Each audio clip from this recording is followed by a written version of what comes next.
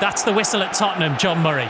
Yes, it is, and it was Enzo Fernandez who kicked the ball and started the match. Back to his goalkeeper, Robert Sanchez, who delivers a long pass downfield, which ends up at the feet of the goalkeeper at the other end, Guglielmo Vicario. So we're underway here in the North London rain, as it is now. After a lovely afternoon, the weather's changed and rain has been drifting down past the Golden Cockerel up on the roof of the South Stand into the magnificent bowl of this stadium, and we are ready for Tottenham against Chelsea with the ball out of play on the halfway line.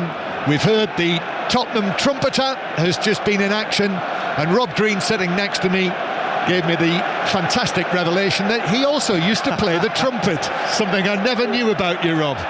Not by choice, forced into it as a child. It's been put away, and I never reached those levels as the trumpeter here. So Trumpeter Green is our summariser. It's Tottenham 0, Chelsea 0. This is BBC Radio 5 Live, and it's Tottenham in possession. I'll run you through the teams in a moment as the ball is flicked forward, but Cucurella is able to play it back to Sanchez, who goes long. So Tottenham have got Vicario in goal, back four of Porro, Danso, Captain Van de Ven and Spence. Then in midfield, Bentancur, Palhinha and Pap Sarr. So Thomas Frank has strengthened up his midfield. Kudus, Bergvall and Kolumwani. Kolumwani is starting a match for Tottenham here at the home stadium for the first time after his first start for the club at Everton last weekend, when Tottenham won 3-0 there. But they've struggled here on their home ground, just 4 points in the Premier League from the 4 matches they've played this season, and they're playing against one of the teams with the best record against Tottenham here, whether it was the old White Hart Lane or the new stadium. They've come here, believe it or not, 8 times, Chelsea, since the stadium's been rebuilt. 8 times, and they've won 6 of them, as Porro plays a pass forward and across goes Chalobah to deflect the ball out of play for a throw into Chelsea halfway inside their own half. So that's the Tottenham team. So both Simons and Richarlison are on the substitutes bench, and Brennan Johnson as well. Also Romero, the club captain, and Destiny Udogie are among the subs as they come back from injury. Wilson Odobert as well. The ball with Tottenham on the halfway line. Palhinha trying to find a way through, but Chelsea are able to play it all the way back to their goalkeeper. And actually there's a challenge there on João Pedro, and I think he was caught as he was playing the ball back, and referee Jared Gillett has just brought play back for that, given the free kick to Chelsea, and he's had a word with I think Pap Sarr as well. Not only that, Bergvall took a bang on the head. Rob, we're 3 minutes in and there's already been 3 head injuries. There's been Garnacho, Enzo Fernandez. It's been a feisty opening 3 minutes. You think as the rain comes down, it's going to be quick, it's going to be fast. With the amount of midfielders in the 2-11s as well, there's going to be a lot of contested battles, and no surprise that we've got our first injury break 3 minutes in. Yeah, I think it was the ball that caught him, wasn't it, Bergvall, as he wasn't looking, it was cleared, it clipped him on the side of the head, and he does look a little groggy. So he's in the centre circle at the moment being administered to. And the Chelsea team, Sanchez in goal, Captain James, Fofana, Chalobah and Cucurella, then Gusto, Caicedo and Fernandez. That's the midfield for Chelsea, so 3 in there as well. And then the front line for Chelsea of Neto, Garnacho and João Pedro. So Garnacho keeps his place in the Premier League starting lineup. He did score his first goal for the club last weekend. And Bergvall still receiving treatment. And also I see Enzo Maresca has called across Reece James all the way across from the other side for some instructions for him, with Malo Gusto also being involved in that. I'm not sure Bergvall's going to be okay to continue here, you know. No, I think he's being told that he's not okay to carry on, and they're taking the call for him. It's a big call, because they've got to take it out of his hands, really, if he's not okay. It was the ball as opposed to any player, and I think he's taken exception to it, hasn't he? He's not happy one way or the other. He's trying to walk away from it, and even when he does that, you know, he does look slightly rubber-legged to me as he was doing that. But they're going to walk him off to the side of the pitch, and I think Thomas Frank is going to have to make an early change. Well, he's a teenager, Rob. Lucas Bergvall, you know, they tend to have their own know their own minds, don't they, teenagers? But he's got to do what he's told here when it's a head injury. Well, he's now remonstrating with 3 Tottenham physios. He's actually backed away from the. He's actually in front of the Chelsea technical area because he's backed away from his own physios. Now he's shrugging them off and suggesting that he should come back onto the field. But I think Thomas Frank looks as though he's going to take the medical advice, and I think he's going to make a change. So Tottenham are playing with 10 men just at the moment, and Chelsea all in blue, playing from left to right, so towards the end where the trumpeter played the tune before the match. Here's Pedro Neto. Neto lays it back, curled in by James, comes off Sarr, which took it well away from the goal. It actually bounced out of play right next to the corner flag for the first corner of the match. And Thomas Frank back on the halfway line. Thomas Frank has now come across and has intervened in whatever's going on between his player Bergvall. And he's made the call there, I think, Thomas Frank. Well, the game's going on. The corner's been taken. Corner's been taken, meanwhile, and actually I think it'll have to be retaken because there's Tottenham players probably wisely sat down, because everything that was happening on the halfway line, certainly for us, was quite distracting. And so Xavi Simons is going to be introduced quick sharp into the action with only 6 minutes on the clock. Tottenham 0, Chelsea 0. Still quite a number of FA Cup first round ties have gone into extra time, including Wigan Hemel Hempstead. Adam Cottier. Yeah, 6 clear. Hemel Hempstead really deserved this. Joe White's penalty got them into extra time. Paul Mullin missed from the spot for Wigan after that. It's the least they deserve, penalties for Hemel Hempstead. 1-1 at the end of extra time. So we'll keep you posted on that. Brackley Town against Notts County has just got underway as well. That is on the television on BBC Two right now if you're on your way home, and we will keep you posted on that one as well. It's Chelsea corner then, played in by Pedro Neto. Players have fallen down into the goal, and so therefore Jared Gillett, even though it was caught by Vicario, Rob Green, the referee blew his whistle anyway and has given a foul to the home team. Yeah, he needed to make a decision there, because just as the ball was kicked, that's when you've got to make the decision. And I say who engages first between the two players. You can argue till the cows come home over that, but that was debatable. Yeah, it's one that Bentancur and Fofana.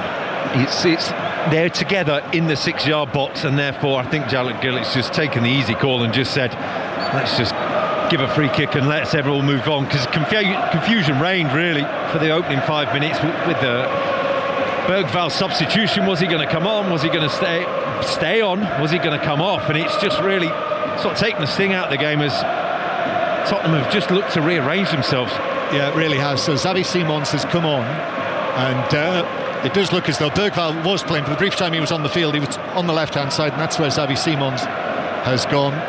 And Cucurella in possession is closed down by Kudus, and then and similarly Enzo Fernandez has been put under pressure, and then Tottenham win themselves the throw-in on the halfway line. But I think, Rob, with the midfield, I mean, Polina and Bentancur have been very, very good, haven't they, together so far this season? And Sarr coming in there as well, scored the third goal at Everton last weekend.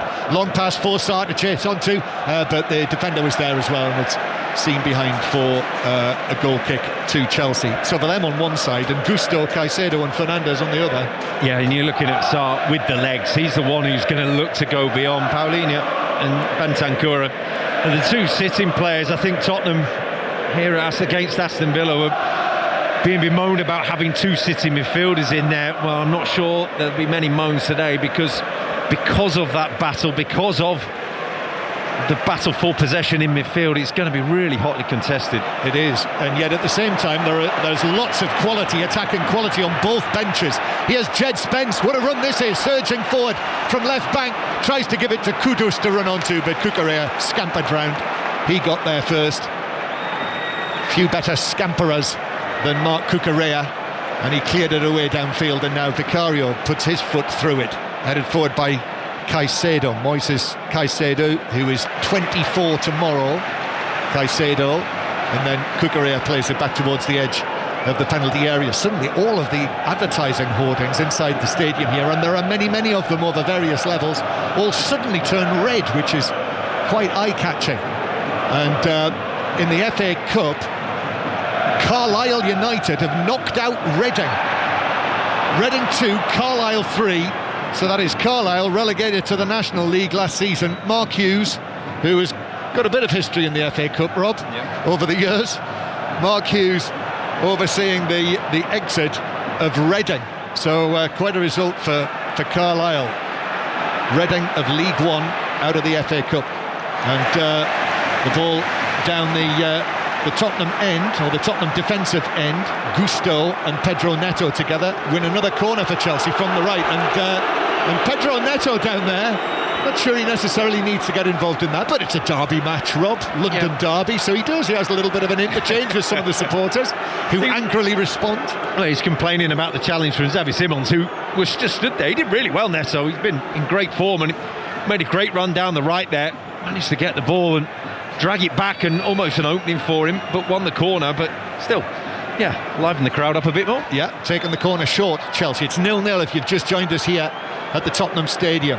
Gusto back to Neto, left foot ball in. That's a good looking ball. It's headed away though. Comes out to Cucurella, shoots, but that's blocked by Sarr.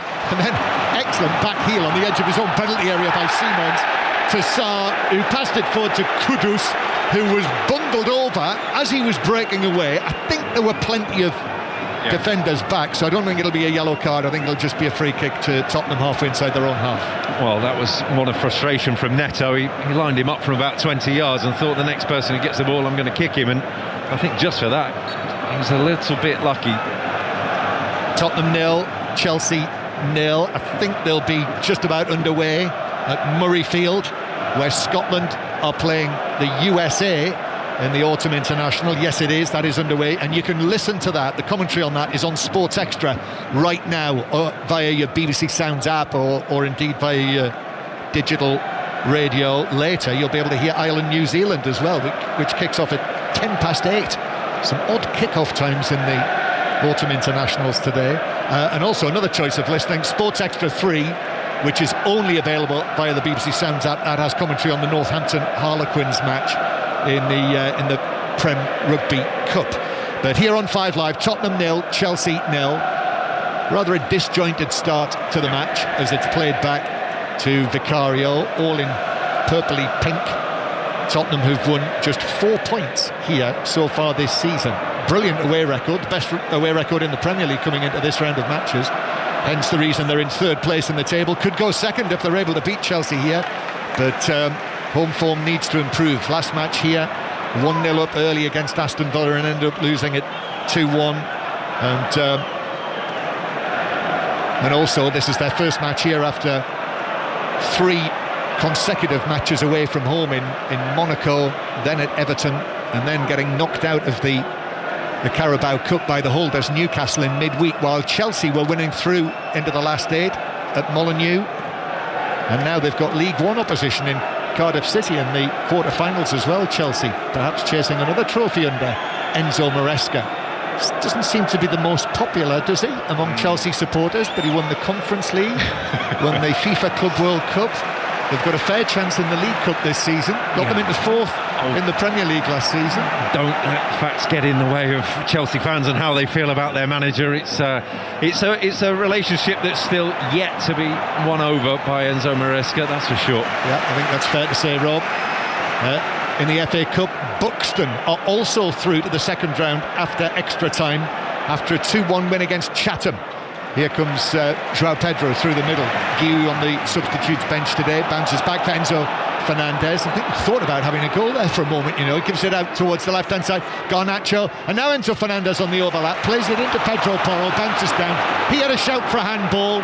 Tottenham fans in the south stand behind that goal weren't interested in that, I can assure you, and neither was referee Gillett, as João Pedro plays it for Garnacho. Garnacho's onto it, but Danso across, sliding onto his knees to block it behind for another Chelsea corner number 3 already for Chelsea. Yeah, it's been all Chelsea in the last 5 minutes, and Tottenham stopped there because they thought Jared Gillett was going to blow for a free kick given again on João Pedro, but he did well to play on, and Chelsea really getting up ahead of steam. It's an interesting little battle, and Enzo Fernandez being man-marked by Paulinho, and that's creating the space for everyone else. Is that Enzo Fernandez is saying, well, I'm just going to drag you out of position, I'm going to drag you out of the midfield, and that's got a great big hole on their right-hand side of the central midfield for Tottenham. Yep, they've made a good start, Chelsea, and here's the latest corner. Reece James is going to take it from over there on the far side, way down below one of the massive rectangular video screens that hang from the roof of this stadium.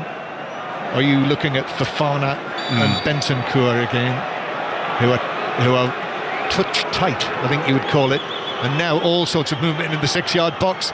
James plays it into the near post. Vicario comes, gets something on it, might have taken out Danzo as well, his teammate, and the ball's deflected out to Caicedo down here on the Chelsea right. Gusto then to Enzo Fernandez, strong, he turns the Argentine under pressure from the challenge of Randall Kolo Muani, who did a very good job, the striker, defensively, and the ball bounced away behind for what is given as a goal kick to Tottenham.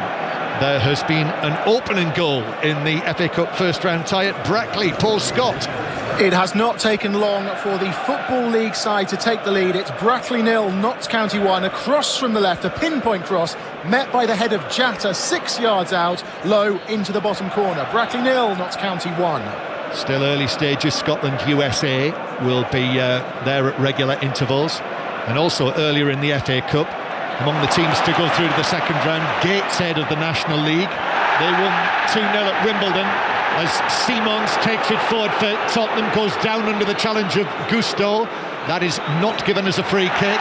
Then João Pedro challenged by Mickey van der Ven, but van der Ven certainly got the ball against him. And then Reece James loses out in centre field.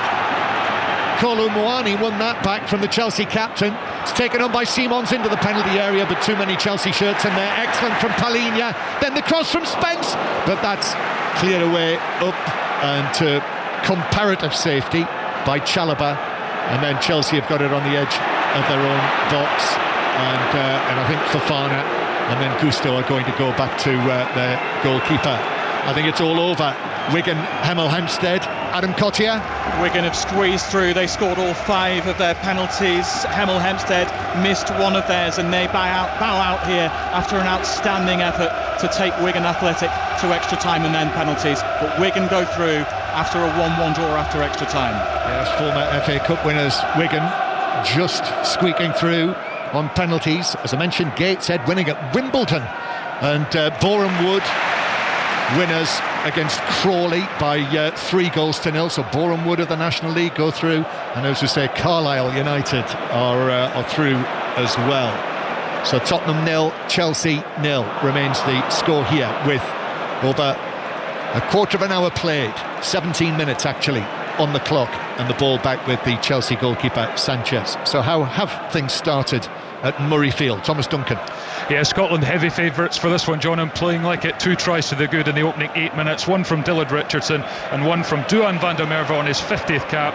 So it's Scotland 14, USA 0 after 9 minutes. Earlier, England 25-7 winners against Australia at Twickenham. We'll have more on that, and also the Rugby Union Weekly as well for all of the fallout. And Pedro Neto now down the right-hand side. Chelsea swings it over right-footed, but that was over the top of Fernandez. Cucurella does well, actually, just to keep it in play on the far side.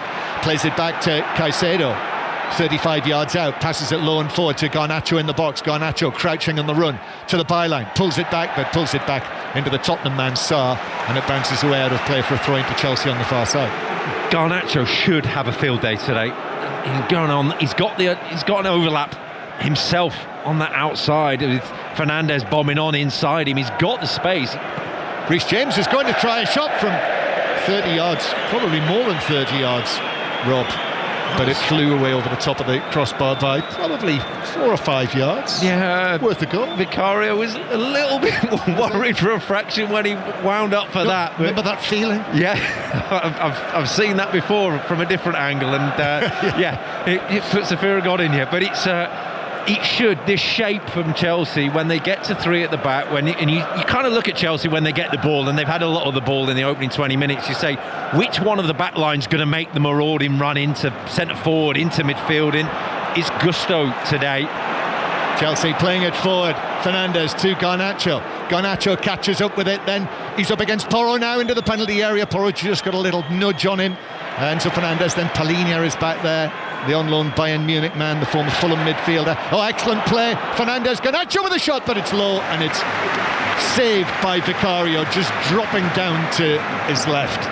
And he held it as well as he had to with João Pedro there or thereabouts. So Tottenham 0, Chelsea 0. Also underway at Hampden, in the first of the League Cup semi-finals. Kenny Crawford.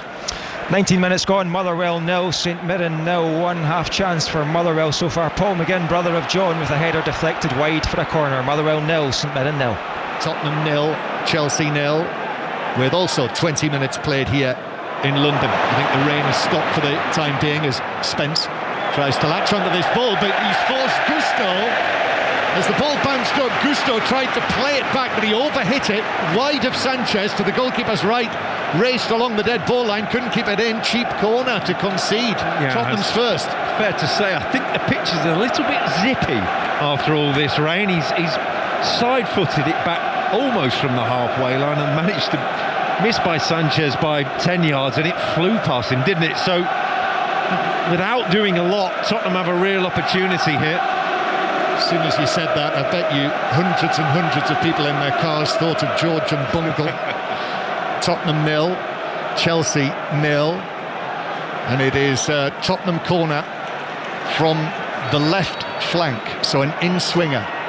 Well, Tottenham scored from 2 corners at Everton, a team in blue, last weekend. Let's see what they do from this one. They were brilliantly worked, all the movement, in it goes, and Sanchez comes, and along with Chalobah, the two of them managed to get contact and clear it, but it comes in again, and it comes off the head of Chalobah and over the top of his own crossbar. Excellent ball in, the second ball from Porro. Yeah, 2 wonderful balls just fired in. It looks like just basically shot from the corner flag, and then the second one, the old adage of aiming for the far post, well, he's whipped it and fired it in at the far post. That was asking questions. It was brilliant delivery, and they're so effective. Well, as we know, so I was saying last Sunday, since the start of last season, only Arsenal have been more effective at scoring goals in the Premier League than Tottenham. Here's the latest one to the near post from the far side. It's headed out. 2 Tottenham players went down. I can hear shouts from the crowd shouting for a penalty for Tottenham. Simons, ball to the edge of the area, that's cleared away, Porro, and then it's worked back to Jed Spence. Now the left-hand side, VAR will be having a look. Simons, a very high cross, and goalkeeper Sanchez has come a long way, but he's caught it as well. Well played.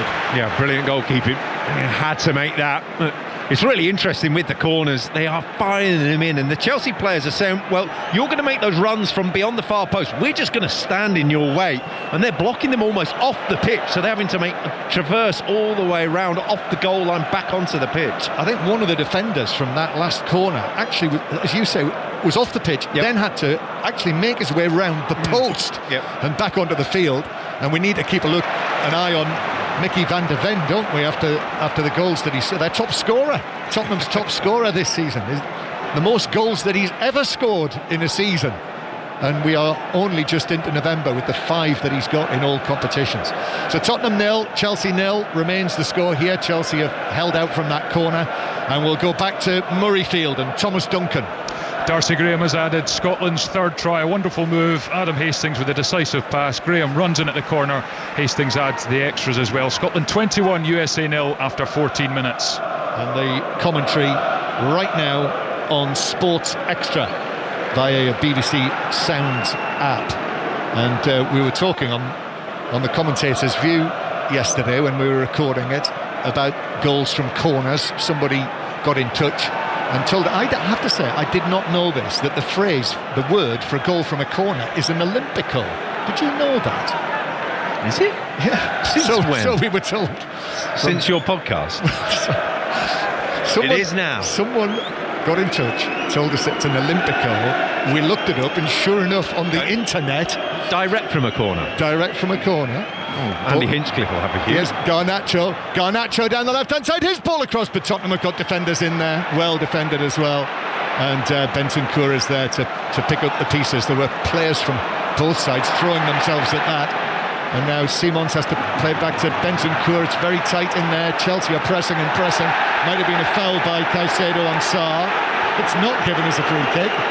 That's debatable. And then Fofana is able to take back possession for Chelsea. His dyed blonde hair has gone now. Fofana, he's back to his natural colouring. He's back into the Chelsea team. They've got so many options, haven't they, in central defence, and I know at the moment that Paddy Shields got a problem. but you never quite know who it's going to be in central defence, or indeed in several areas of the field with Chelsea. I think I heard earlier in the week that he was the 7th different pairing at the back last week for the game against Sunderland, so I think it's fair to say he doesn't know his best two. Yeah, it was Chalobah and Achiampong who played last weekend when they lost at home to Sunderland, and in midweek it was Achiampong and Adarabioyo, but today Chalobah and Fofana. Tottenham attacking, still 0-0. Jed Spence to the corner of the box, then to Kudus now. It was quickly closed down by Fofana and Kukurea, who come all the way across. Back to Spence again, packed penalty area, very crowded. Spence ball across, hits the shins of Gusto and bounces behind for another corner to Tottenham. So here we go.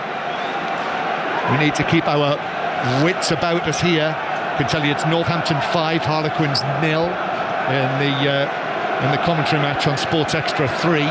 But a corner here. So what we have is 6 Tottenham players beyond the far post. So Porro's come across to take this, and actually Vicario has sat down.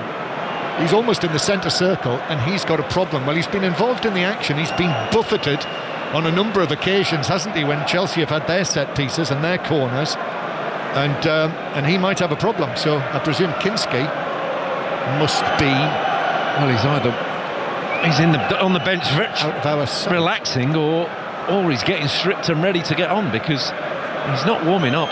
No, he's not. Right, well, we have got a stoppage while Vicario's receiving his treatment, or being assessed anyway, and that's coincided at Hampden with Kenny Crawford.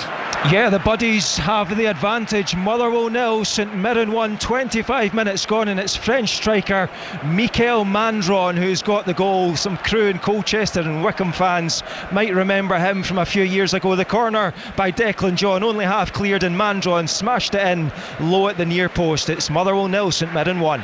Second League Cup semi-final, Celtic Rangers. We'll have coverage of that tomorrow afternoon. And Vicario still receiving treatment. And is Kinski out warming up, or is he actually getting himself ready, or is Vicario, or have they said he's all right? But even so, you would have thought, wouldn't you, unless, as you say, he's out of our sight, you have to stand up, have a look over the top. Well, can't see him. No, he's not warming up. No. Whether the word got back, whether it was just a bit of a tweak or something. It seems in his hip flexor and in his groin somewhere that he's got a slight pain. Yeah, Kinski did play in the week at Newcastle, and he actually had some shaky moments, Kinski, at St James's Park. Right, it's a corner then for Tottenham. Porro to take this.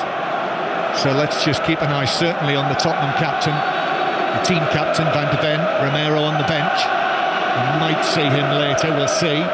But Porro again with this delivery, and then the movement starts in the 6-yard box. Here it is, deep one to the back post. That's stretched and headed away by Gusto, and out of play for what will be a throw-in near the corner flag.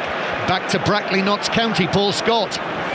We've got ourselves a cup tie here. It's Brackley 1, Notts County 1. A goal in the 28th minute, an equaliser for the non-league side. Across from the right, met by the head of Matty Lowe. So Brackley 1, Notts County 1.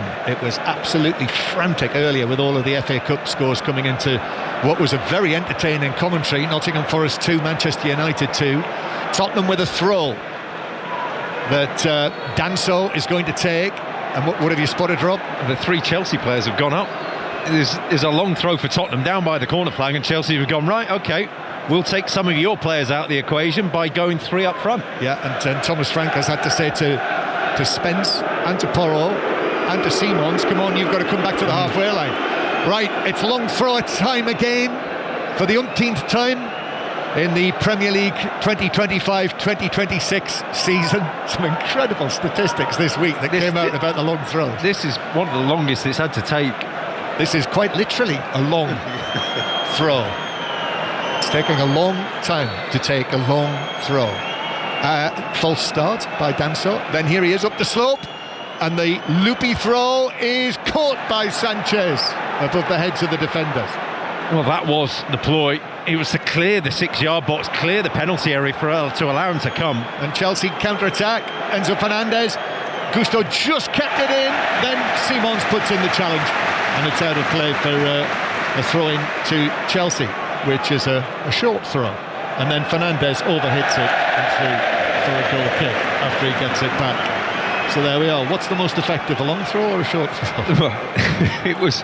It was a quick breakaway because they had so many players forward for Chelsea, but it was interesting by them in that defensive role, because you look at many moons ago when Stoke did it, when it was previously in fashion. At West Ham, we looked to clear the... Ball's bounced for João Pedro, and Vicario made a save with his legs. It was one-on-one from the angle, left side of the penalty area. It ricocheted, actually, it was cleared. It ricocheted back to João Pedro, who was in, but Vicario, having just received that treatment, was, thankfully for Tottenham, very alert, very aware, and João Pedro trying a sort of Thierry Henry finish. Actually saw it saved by the legs of the goalkeeper, and now at the other end, Kudus, left foot shot from him, flies away over the top of Sanchez's crossbar, so chances at both ends. Yeah, shots at both ends. João Pedro should score. Kudus is speculative. It's really poor from Tottenham, really, giving the ball away, and it's just a press and that's been blocked, and Vicario does well to stand and wait. Pedro's not been a happy chappy of late, not been on his top form as we've seen when he first came to the club, so it's disappointing from him, but Kudus, first real signs of him in the game.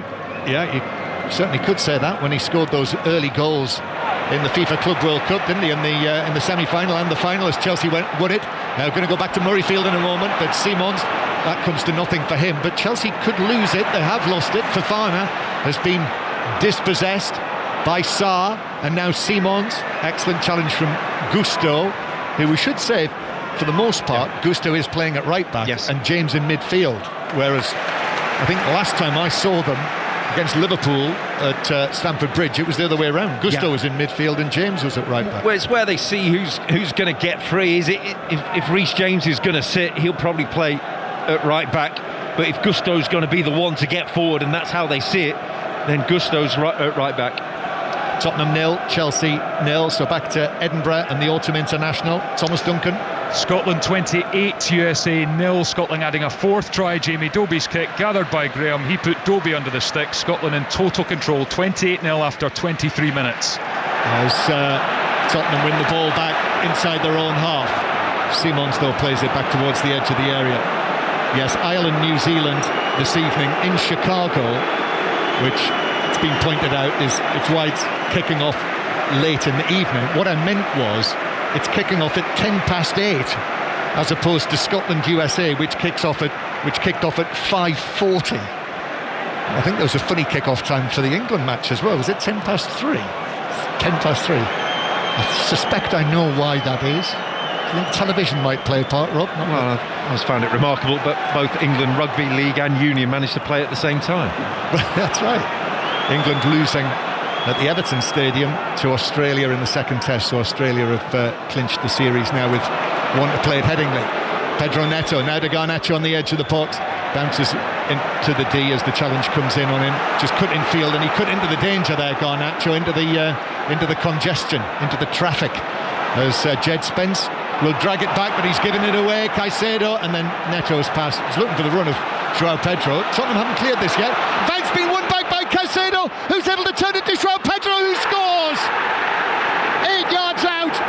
Excellent persistence from Caicedo initially, but Tottenham only have themselves to blame there, and in the end João Pedro with a finish, right foot, and Chelsea are winning again at the home of Tottenham. Tottenham 0, Chelsea 1. And he couldn't miss. João Pedro, he missed the chance before, but this one put on the plate. Only Vicario to beat with a goal gaping. As you say, John, it was all from the work rate, tenacity and defensive know-how from Caicedo. Tottenham tippy-tappy in at the back, trying to play one-touch football, trying to dribble out of defence, trying to play short passes, get caught not once but twice. Caicedo just running down and blocking and challenging 3 different players, and from there wins it, squares it. Really, it's been a scrappy, tenacious opening 30 minutes, 35 minutes with you wouldn't see either team on top. And that is a gift from Tottenham to Chelsea. João Pedro scoring for Chelsea for the first time since August. So his first goal in 9 Chelsea appearances. That's what you want when you've had a run like that. 8 yards out, just had to lift it over Vicario, who was already committed. And Chelsea, who have won 6 out of 8 in this newly rebuilt stadium, are winning again. 1-0 with half-time approaching. The previous chance for João Pedro was a blocked pass, and it just ricocheted to him. This was Caicedo just running down the line and blocking off the pass himself, and just thinking, well, actually, I'm just going to tackle you, just going to square it. And it's remarkable that you watch it and you see it time and time again. Teams overplaying at the back, trying to play under pressure, play through the press is what they call it, and it's come a cropper this time. I mean, it happened at least twice in the build-up. First of all, Jed Spence trying to take it away, tried to sort of flick it back. He lost it. Then it was played by, I think, Van de Ven to Simons, and then Simons played it back, and then Caicedo was onto that. So they lost possession there, and then Caicedo with his persistence. You know, he's all energy, isn't he? Into the penalty area, shrugging off challenges, and in the end, his effort was deflected to João Pedro, who turned it in to score what is his 3rd goal of the season, but as I say, his first since August. So Tottenham 0, Chelsea 1. More scoring at Murrayfield. Thomas Duncan. Yeah, Scotland have just added another 2 tries. Duan van der Merwe with his second on his 50th cap, and Jamie Dobbie has just gone in for his second. It really is one-sided here. Scotland 38, USA 0 kick to come. So Tottenham 1-0 down here. Tottenham, who themselves have only won once here this season in the Premier League under Thomas Frank, and that was right back on the first weekend of the season when they won 3-0 against Burnley. And yes, they have won in the Champions League here against Villarreal, and in the Carabao Cup against Doncaster Rovers. But it's becoming a little bit of an issue for Tottenham. They've got a free kick though on the left-hand side, and it's the Chelsea supporters you can hear in that corner of the Tottenham stadium. They used to love coming to White Hart Lane. They had a brilliant record there at the old stadium, and they've got an even better record in the new Tottenham stadium. But free kick, Tottenham could do with a quick one back. Pedro Porro and Kudus over the ball, out on the left wing. Pedro Porro comes up and plays it in, so it's an in-swinger, but it swings all the way into the orange gloves of Robert Sanchez, who will scythe kick it away downfield through the middle for Pedro Neto, who tried just to chest it on, but with that touch, if there was a touch, it just took it on to Vicario, the goalkeeper. Yeah, almost an incredible ball from Sanchez. I think he actually just hit it too well and just skipped off the surface beyond him, but it's almost the gap of the centre circle was open for Neto to drive and run into and just make that option. But you're looking at Tottenham saying, actually, set pieces have been the most likely outcome, or the most likely way that they're going to score. This is 5 Live from the BBC. Listen to 5 Live at the BBC Sounds app as well, where you can pause, rewind the live radio, listen back. And earlier today, I mentioned Nottingham Forest 2, Manchester United 2, which we had commentary on with Ian Dennis and Leon Osman. Burnley 0, Arsenal 2 as well. So Arsenal currently have a 7-point lead at the top of the Premier League. If you look at the table now, Simons is challenged near the halfway line, and Reece James just stands over him and kind of suggests with the body language that he made more of that. But it was a foul. It was a foul. Out of a lot of players who have fallen over where you think that's not really a foul, that was a foul. So Burnley 0, Arsenal 2. We're going to hear from David Raya at half-time after another clean sheet, Rob, for Arsenal.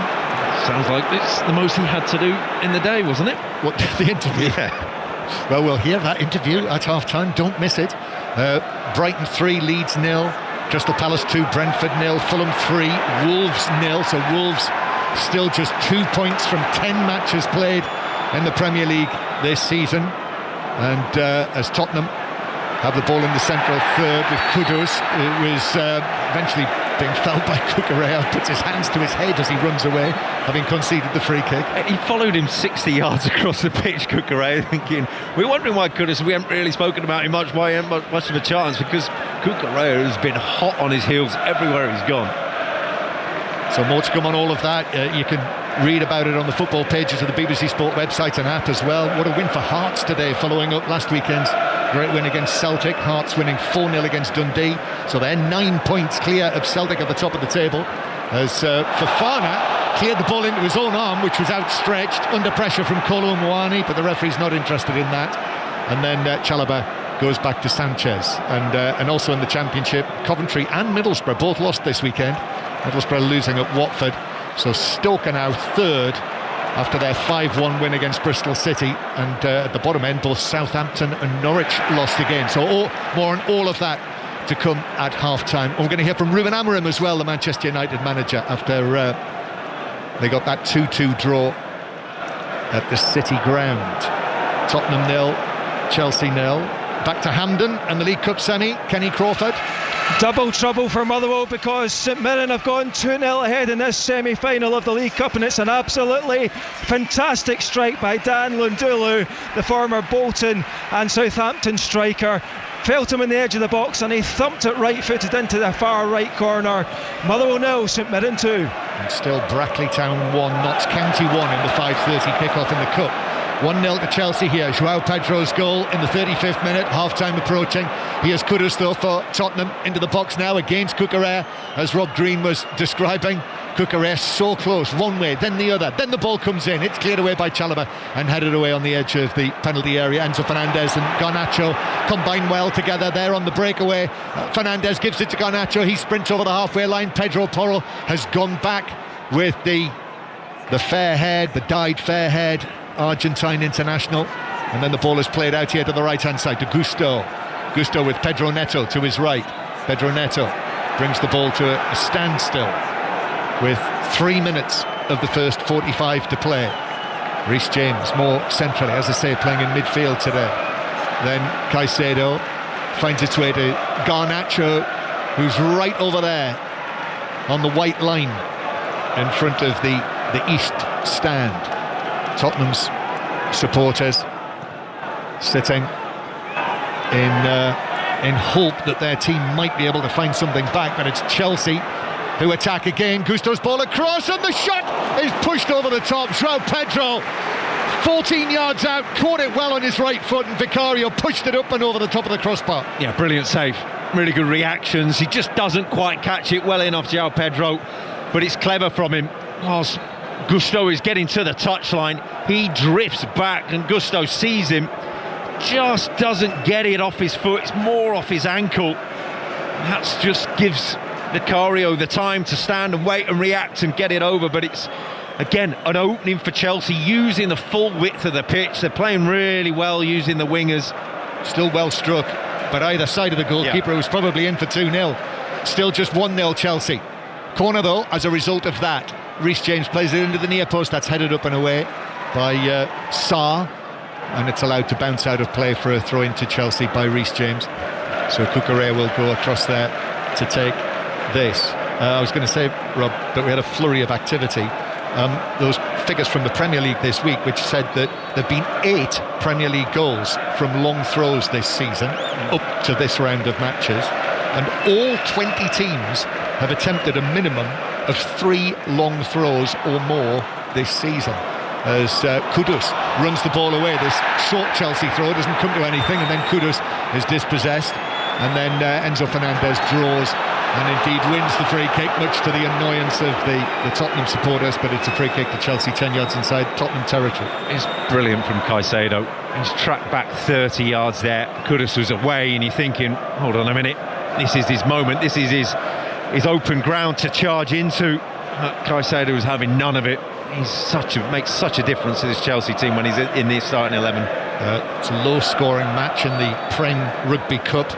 Northampton 5, Harlequins 5 now. Commentary on Sports Extra 3 on your BBC Sounds app. Tottenham 0, Chelsea 1. 6:06 tonight with Natalie Pike and Chris Sutton. And if you've been in That's an eventful FA Cup first round tie. Give them a ring. Tottenham win it back. Simons, who came on as an early substitute for Bergvall, who went off with a head injury, which presumably means he has every chance he'll be out of the Champions League match this coming midweek. Tottenham at home to Copenhagen here. First of 3 home matches this for Tottenham. And then Manchester United at home next Saturday.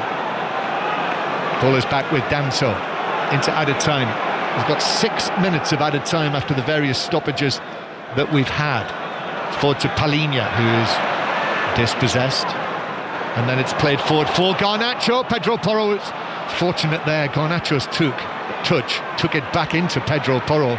If he'd managed to flick it the other way, I think he would have been away from the Tottenham right back. Well, I said after 5 minutes he should have a field day, and he's had 3 or 4 opportunities like that where if he just had the yard of space and the right touch, he'd have been away, but he's not managed to do it.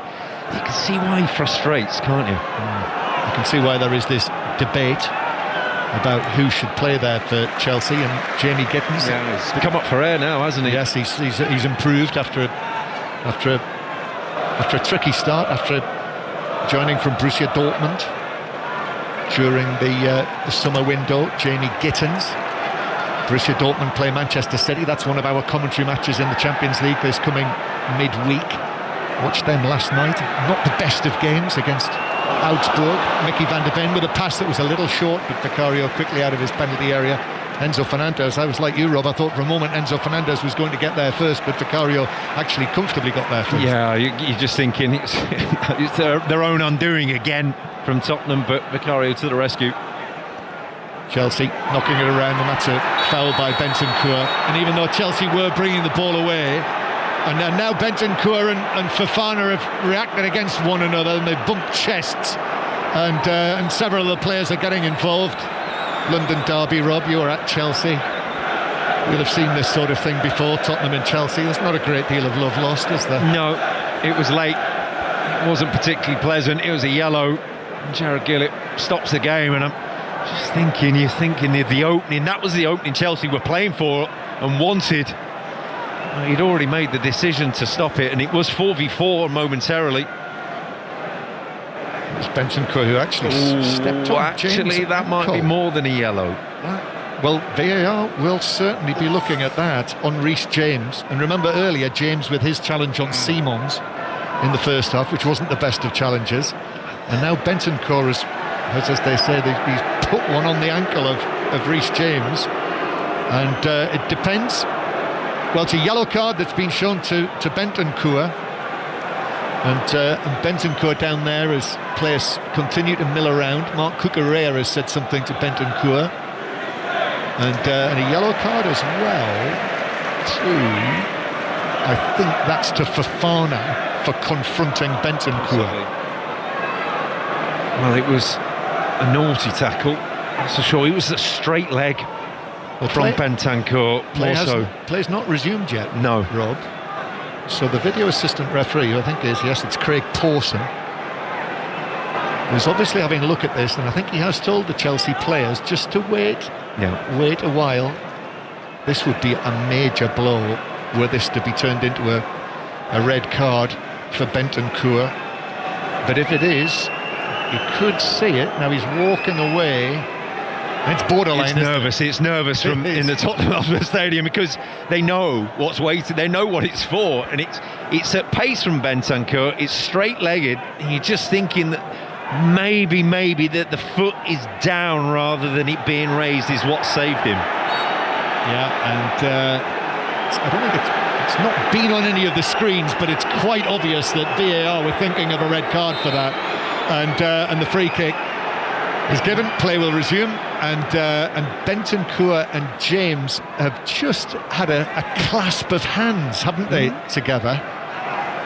They had a holding of feet or ankles moments ago, was it? Now it's hands. Now everyone's friends together as Danso plays it away from the back. I can think of some experts who won't think much of that, Rob, who's currently working the game. I thought it was London derby. Turn around and saying sorry, and you accept the apology, then you move on, don't you? Then you wait 5 minutes and get your own back. Well, I can think of some pundits who in their playing days might have certainly done that.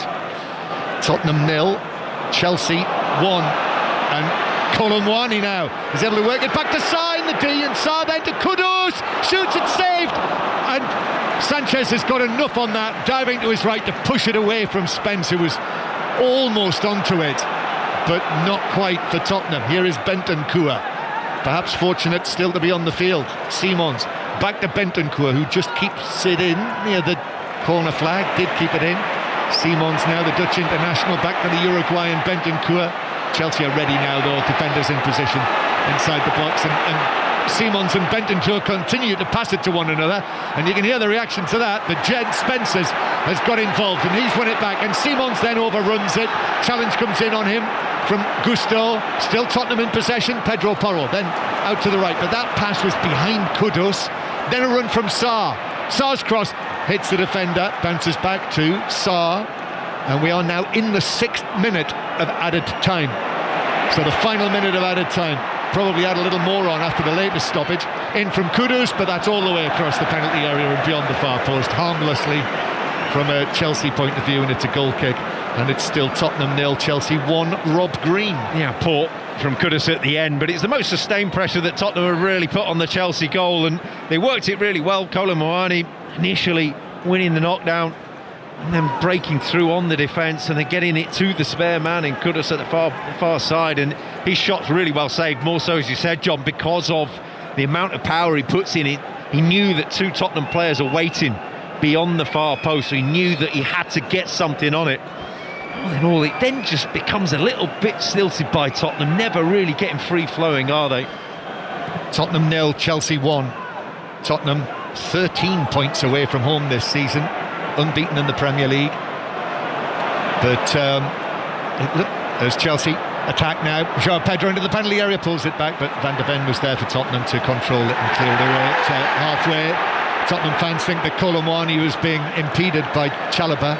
Sanchez quickly out of his penalty area, and he launches it downfield, and the half-time whistle goes, and Chelsea then lead at the break, courtesy of João Pedro's goal in the 35th minute, after Tottenham really were caught in possession twice, and Caicedo and then João Pedro took advantage. So 1-0 to Chelsea at the break. Rob? Yeah, Tottenham got it all to do up until that shot right at the end from Kudus. They barely tested Robert Sanchez.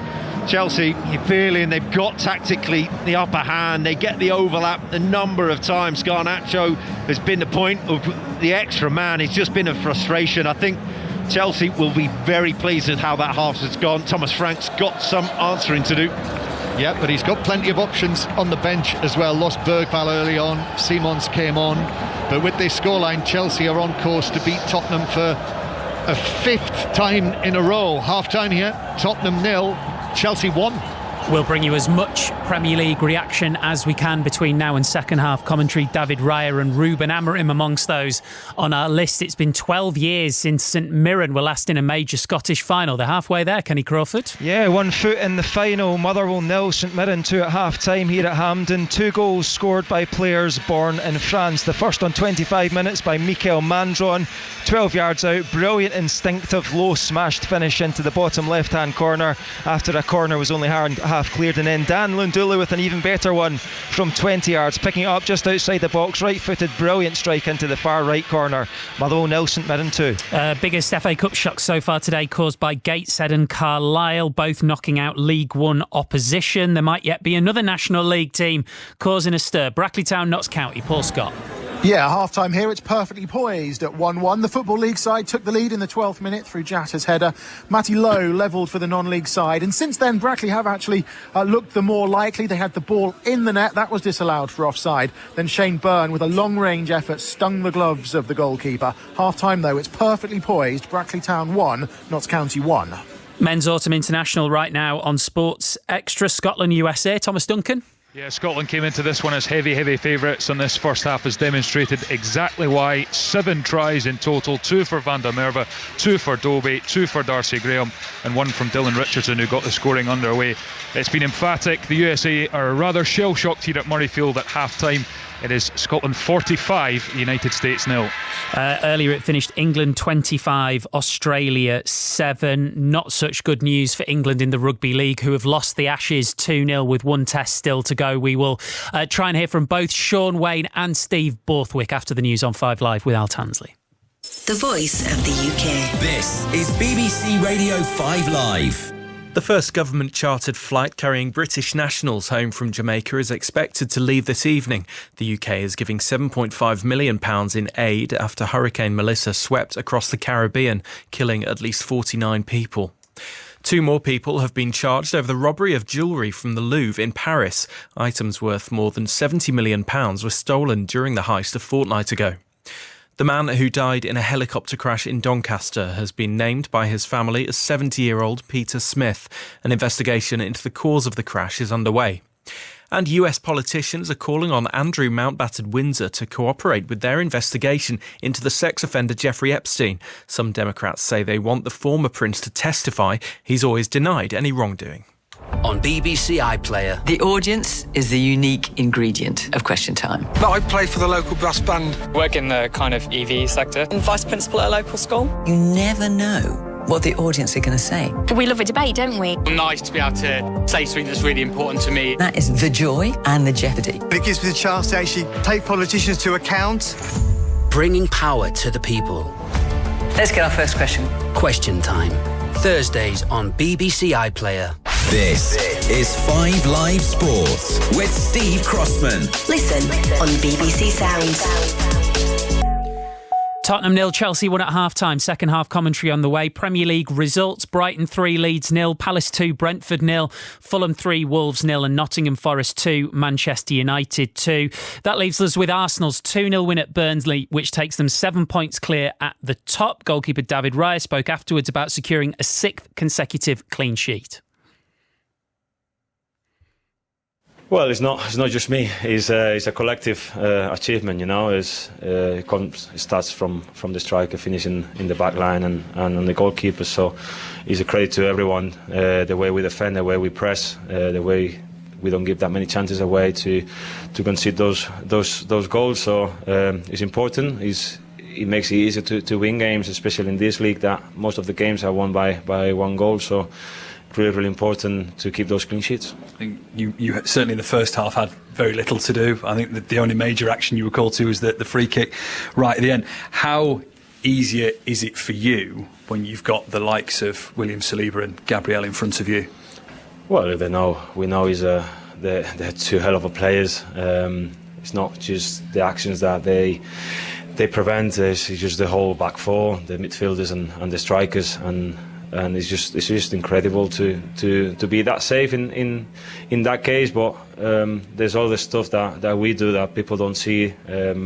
Like maybe my action is not making those saves; it's just preventing to make those saves. So it's just very, very important to keep that concentration throughout the game.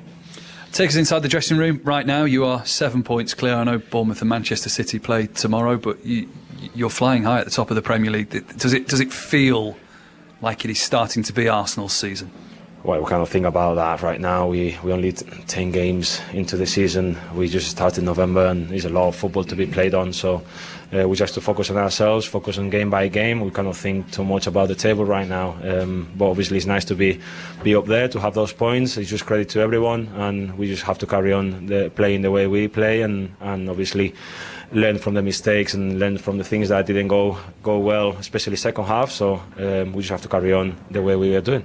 David Raya with Mike Minor. Manchester United denied the chance to go second in the Premier League after a 2-2 draw at Nottingham Forest. Ahmad rescuing a point for United late on after Forest took the lead with 2 goals in 2 minutes earlier in the second half. Here's Ruben Amorim. We have a lot to learn. We have potential to do better.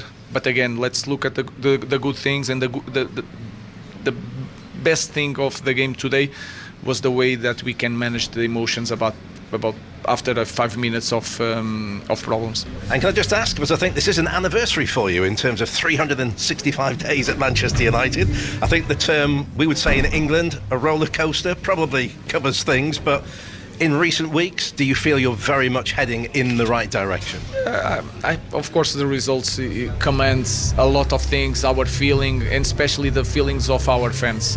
But you can understand that everything that we try to do, we warn the fans, and we took the difficult decisions, and that is something that they know since first day, that I was not here to save myself or to win some time.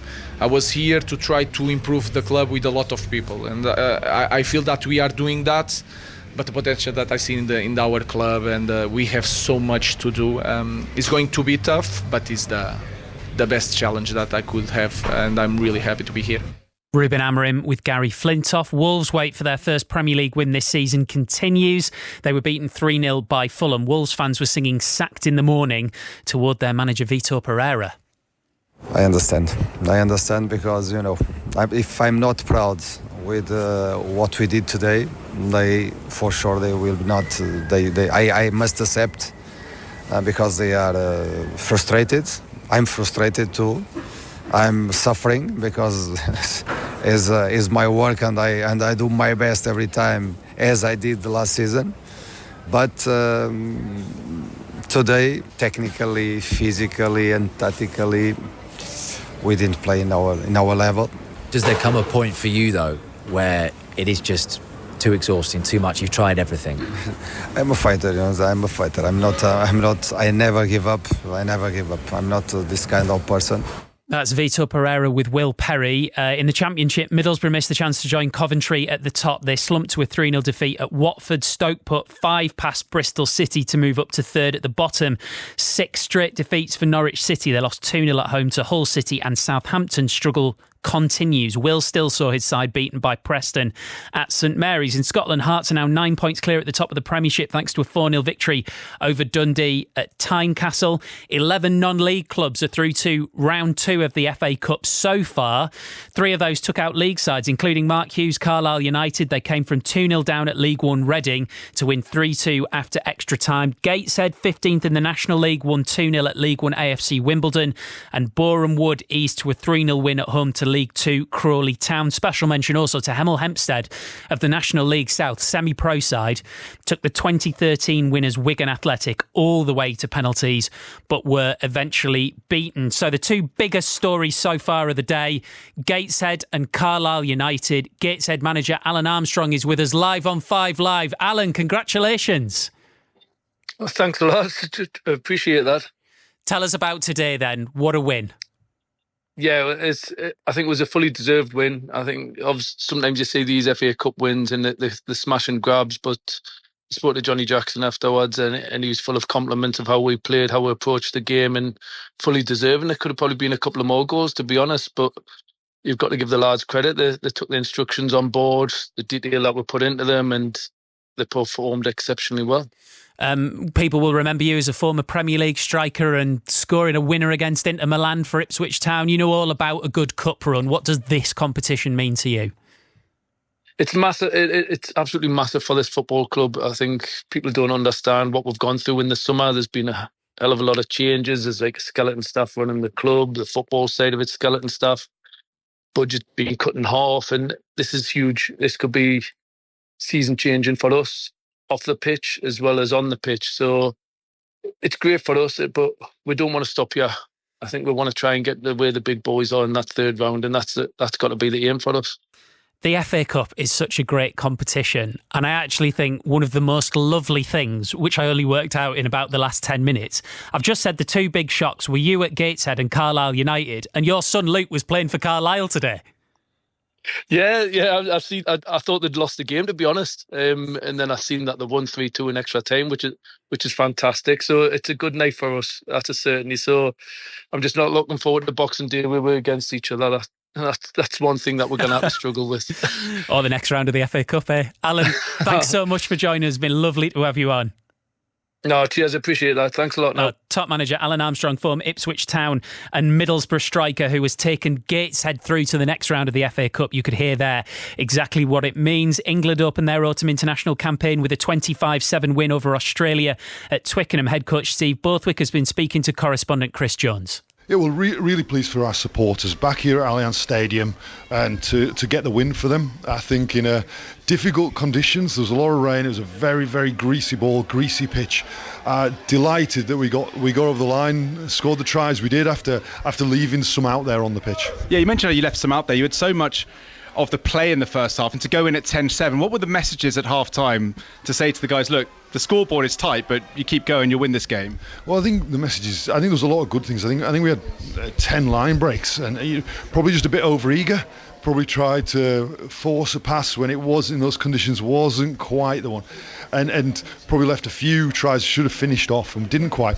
I think probably after a week's prep, that's probably to be expected. I think the team will grow. I think we'll be better again next week.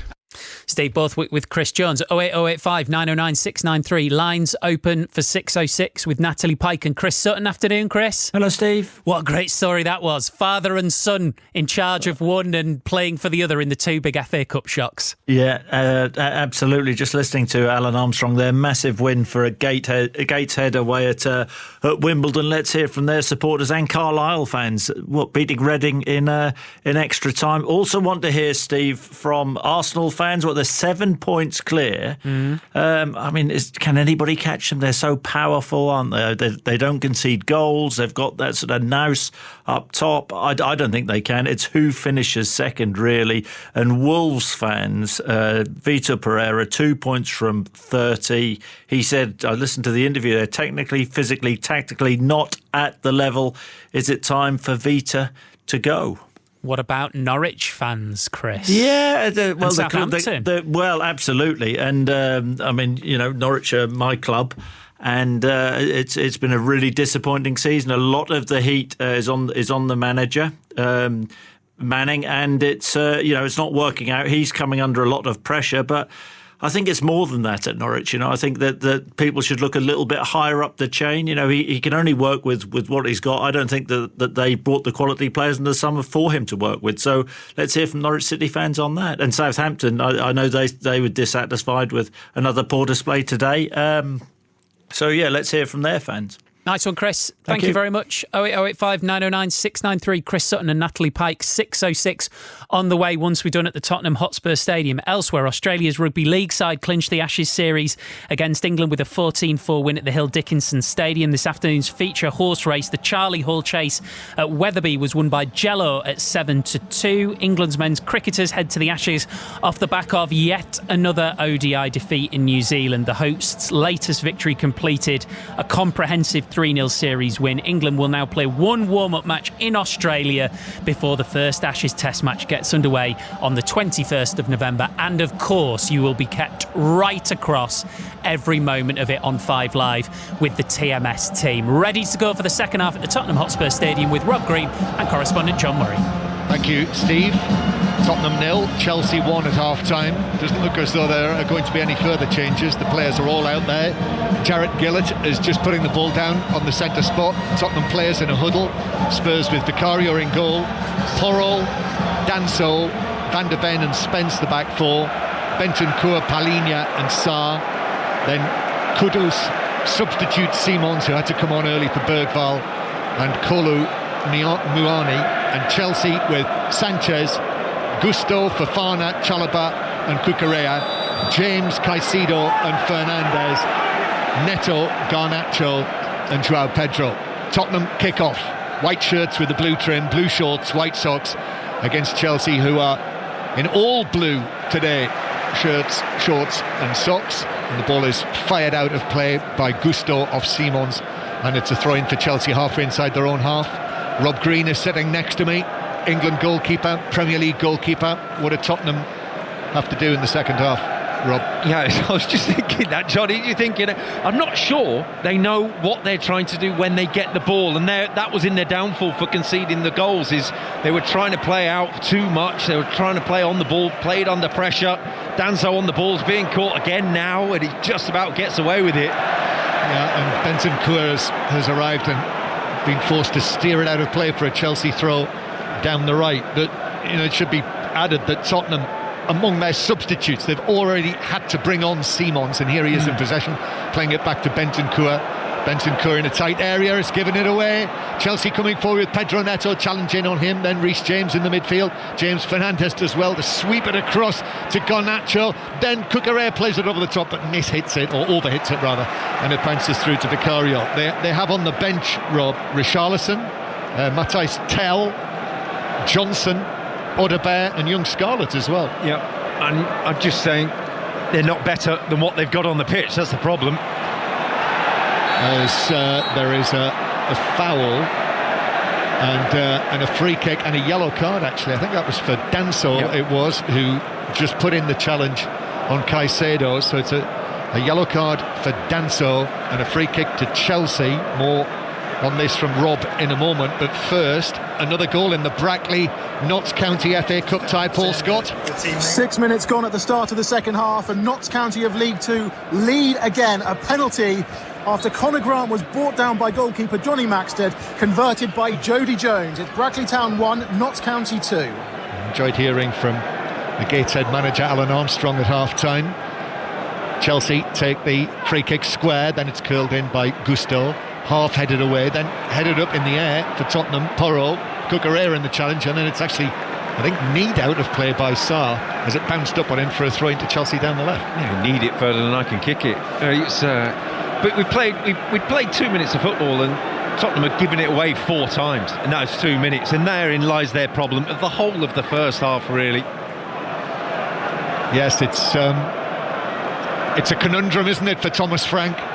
As Caicedo, what an excellent piece of play that was from him, strong in the midfield. Enzo Fernandez with a shot, but it's down and saved to his left by Vicario. A little bit more whip, a little bit more power on that. Vicario could have been struggling. Yeah, a little bit more conviction, really. He was caught in 3 minds. He had 3 passes on in front of him and chose to shoot, and it was probably the wrong option.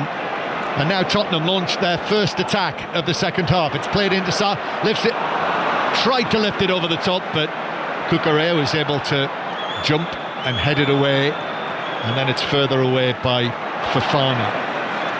Make a note of that chance though that Chelsea had at the other end, although Tottenham are still in possession, attacking towards the south stand to our right, which is where the trumpeter was playing before the match. As it's taken down by Kudus, who takes on Cucurella, well defended, forces him to give it back to Pedro Porro. Porro takes it on, and then as Garnacho slides in, the Chelsea man deflects it behind, and it's a Tottenham corner from the right. Porro orchestrating the crowd. He's just trying to get some sort of atmosphere going for Tottenham, some sort of momentum, really. They've come out in the second half sloppy, but we know these corners can be a threat for them. Yeah, this a right-sided corner. So Kudus will take this, so an in-swinger with his left foot, the arrival from West Ham in the summer, their most expensive signing of the summer. Kudus plays it in, but Sanchez is able to come and get a punch on that under no particular pressure, and punches it out for a throw on the far side. You know Sanchez is going to come for the ball. That's in his nature. He wants to get involved. They have lined all these players up to run across. No one gets on Sanchez. No one tries to stop him, and it's a free run for him. Yeah, but the Chelsea goalkeeper did what he had to do. As we see the long throw then from Danso all the way to Bentancur, and it came off his chest but bounced away from him and into the path of Caicedo, who was in the 6-yard box, and he was able to volley it away to safety. The long throw causing more problems there than it did in the first half, as Simons bringing the ball infield. Caicedo with a challenge, down goes Simons. Free kick to Tottenham.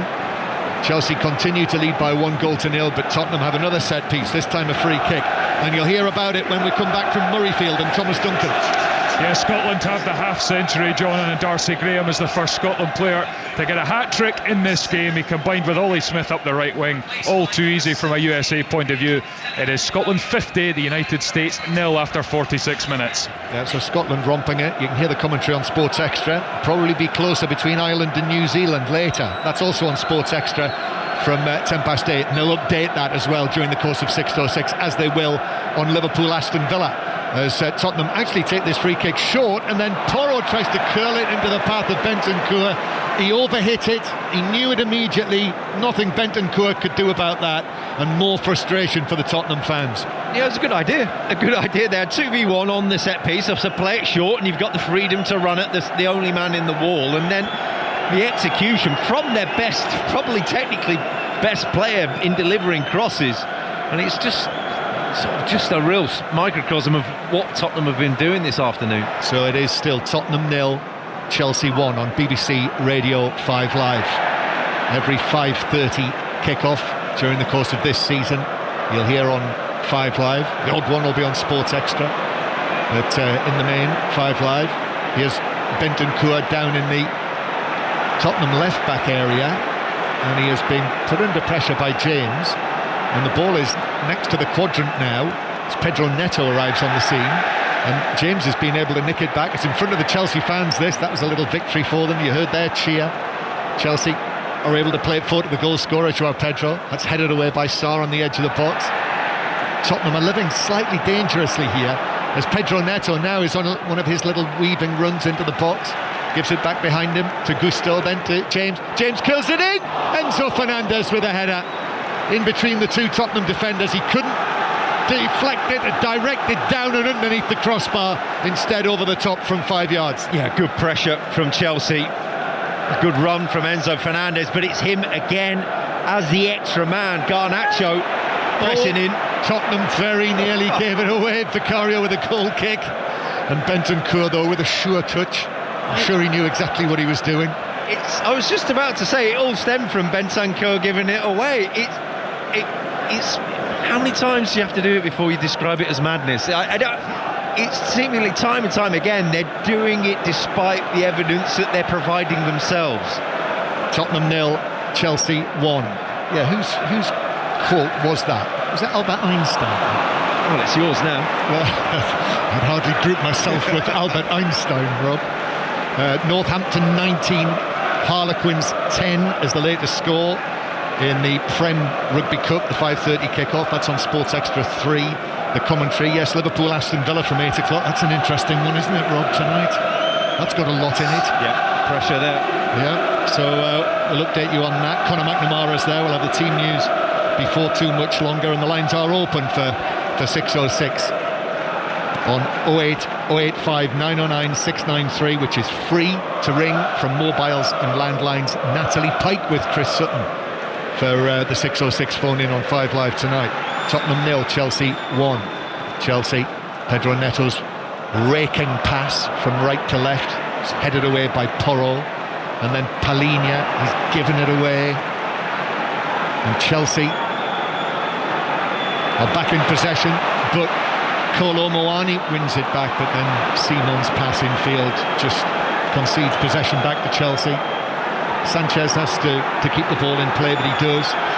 From a goalkeeper's point of view, Rob, be interested to hear what you had to say after Jordan Pickford was put under such pressure by Tottenham last week from the set pieces. You know, Chelsea and Rob Sanchez will have learned from that, won't they? Yeah, and that's exactly what they've done from these set pieces, is clear the way for him. They faced one long throw in this second half, and Fofana had a free runner header at it, but just clean missed it. Here's a long pass from Sanchez, the goalkeeper, with Joao Pedro running onto that, but Vicario is out of his box to head it away, out of play. Enzo Maresca comes to the edge of his coaching area. I must say, I'm not sure about this grey sort of tracksuit that Chelsea are wearing this season, which looks kind of washed out to me. And it's a sort of pale grey padded coat. Enzo Maresca, hands in his pockets, throwing back to the halfway line, and Fofana square to Chalobah, and then Cucurella, and Fernandez here actually plays the ball into Palhinha, but it bounced out of play off Fernandez, so it's a throw in to Tottenham on the halfway line. No particular sign of Tottenham. They're not exactly hammering at the door of Chelsea. Well, I was going to say, John, that, you know, we're 10 minutes in now. I think their pass success rate is about 50%. They've got a 1 in 2 chance of keeping the ball. You can't sustain any form of pressure, anything, Chelsea. In fact, the ball is passed forward, but Danso gets there first. And then João Pedro wins it back, shoulder to shoulder, and he gives it to Pedro Neto, who shoots goalwards, but straight at Vicario, who's just able to drop down onto his knees. He hit it well, but he hit it straight at the Tottenham goalkeeper, Pedro Neto. Yeah, it's a good chance for Neto, man in form. Oh, they've given it away again, Tottenham. And then Caicedo to Garnacho, left side of the area. Garnacho's ball across, but it was behind the arriving Neto. Still not away, headed back across by João Pedro, but caught by Vicario. If Chelsea do not win this game, they will look at the first hour and think, how are we not more than one ahead? Because they just keep on being given the ball and saying, here, have another go. It's ludicrous. Yeah, if that does not happen, I predict that Enzo Maresca's interview with Rob Nothman, which you'll be able to hear during the course of 606, will be a tense affair as the challenge comes in on the halfway line and it's deflected out of play for a throw-in to Tottenham over there on the far side. Well, they're going to make a change, aren't they, Tottenham? And I think they're going to bring on the club captain, Christian Romero, and Richarlison's getting himself ready as well. Well, desperate times, because if Romero's fit, he starts. There's no two ways about it. As Tottenham have it on the right hand side, Pedro Porro's ball across, Kolo Muani's onto this. Kolo Muani then gives it back to Kudus. Chelsea players all around him. Simon slips it back over the top, and a crucial touch there. Outstretched leg, sent it behind from Chalobah for a Tottenham corner. Good movement, good passing from Tottenham for the first time in this second half, and it needed a last-ditch challenge from Chalobah. Really good athleticism to get up and flick it away from Kudus, but all of a sudden Tottenham put some passes together and they have an attack and they look dangerous. Still only 1-0 to Chelsea. Kudus then with the in-swinger. It will be Tottenham fans in the blue and white scarves behind him, striped scarves, clap their hands, give him encouragement. Now the movement from Tottenham. In it comes, Sanchez comes for it and he catches it on the edge of the 6-yard box, even though he's surrounded, as he then underarms it out as he rolls it to Fernandes, now forward to Garnacho, who's belting down the right. Simons in with a challenge, and it was flagged by the assistant actually for a free kick. Simons just mistimed it. Garnacho went sprawling into the penalty area, but the free kick is going to be outside the box on the right. Yeah, he timed that perfectly, John. He exactly knew what he wanted to do. He knew he wasn't going to catch Garnacho, brought him down. But that all stems from the Tottenham corner. A free catch for Sanchez and they're away. And here come the Tottenham changes now. So the captain, the club captain, who's missed the last 4 matches, Christian Romero, the Argentine World Cup winner. He's going to replace Kevin Danso, who is on a yellow card, so that might be part of the thinking there from Thomas Frank. And it's going to be Richarlison then. 3 goals this season from his 15 appearances. And it's Bentancur who is off, and of course he's on a yellow card as well. So wasn't necessarily expecting that. No, to a 4-4-2, I'd imagine. Richarlison and Kolo Muani up front, Kudus out on the right, and Paulunia and Papsart in the middle. So needs changing, just go a bit more direct, ask a few more questions maybe. Yeah, long throws are back. 4-4-2's back as well. About time. Free kick for Chelsea then, on the right-hand side. Tottenham with 7 defenders lined up along the edge of the 6-yard area. 1-0 Chelsea lead. Chelsea trying to scheme something, work something. Pedro Neto and James are together over there. James raises his right arm, and it will be James to take it with pace, but over everyone inside the penalty area. Wasted really. Goal kick to Tottenham. Chelsea lead 1-0 through the first half goal from João Pedro. Back to the FA Cup tie at Brackley and Paul Scott. A little over 25 minutes to play. It's still Brackley Town 1, Notts County 2, but the non-league side will be wondering how they are not level. A header from Morgan Roberts hit the underside of the bar, bounced down, bounced back up, hit the bar a second time and bounced out. So close to an equaliser. Still Notts County leading by 2-1. That is on BBC 2 live right now. Still Motherwell 0, St Mirren 2 in the first of the League Cup semi-finals at Hampden, as plays back underway here. Reece James wins a foul just forward of the centre circle. Time beginning to run out for Tottenham. Still only 1-0, but into the last half hour. Yeah, well, they're not going to get back into it doing it like that. 3 passes, gave it away. Richarlison then gives the foul away. Romero, the other sub, comes over, starts arguing with the referee, and I think some things don't change in football. Nope. And with this scoreline, Chelsea's generally very, very good record away to Tottenham isn't going to change either. Chelsea won all 4 matches when Ange Postecoglou was the Tottenham manager that they played, so league doubles the last 2 seasons. Free kick for Chelsea, and João Pedro standing very obviously in an offside position. James takes it square, this free kick, to Pedro Neto, gives it back to him, then back to James, and then James angles it in. Garnacho on the stretch, got a foot to it, but couldn't do anything other than help it out for a goal kick. So Tottenham 0, Chelsea 1 here in London. And in Liverpool, Conor McNamara has the team news. Yes, Liverpool taking on Aston Villa at 8 o'clock. Liverpool have lost 6 of the last 7 games. Arne Slot brings back his big guns after rotating in the League Cup. Ryan Gravenberch back in the team tonight. That's a welcome return for Liverpool. Villa arrive with confidence, having beaten Manchester City. Unai Emery is without Emi Buendia. Evan Gesant starts. No Harvey Elliott. He's ineligible against his parent club. Thank you, Conor. So Conor will provide updates into 6:06 during the course of the evening. And the line's open 08085 909 693.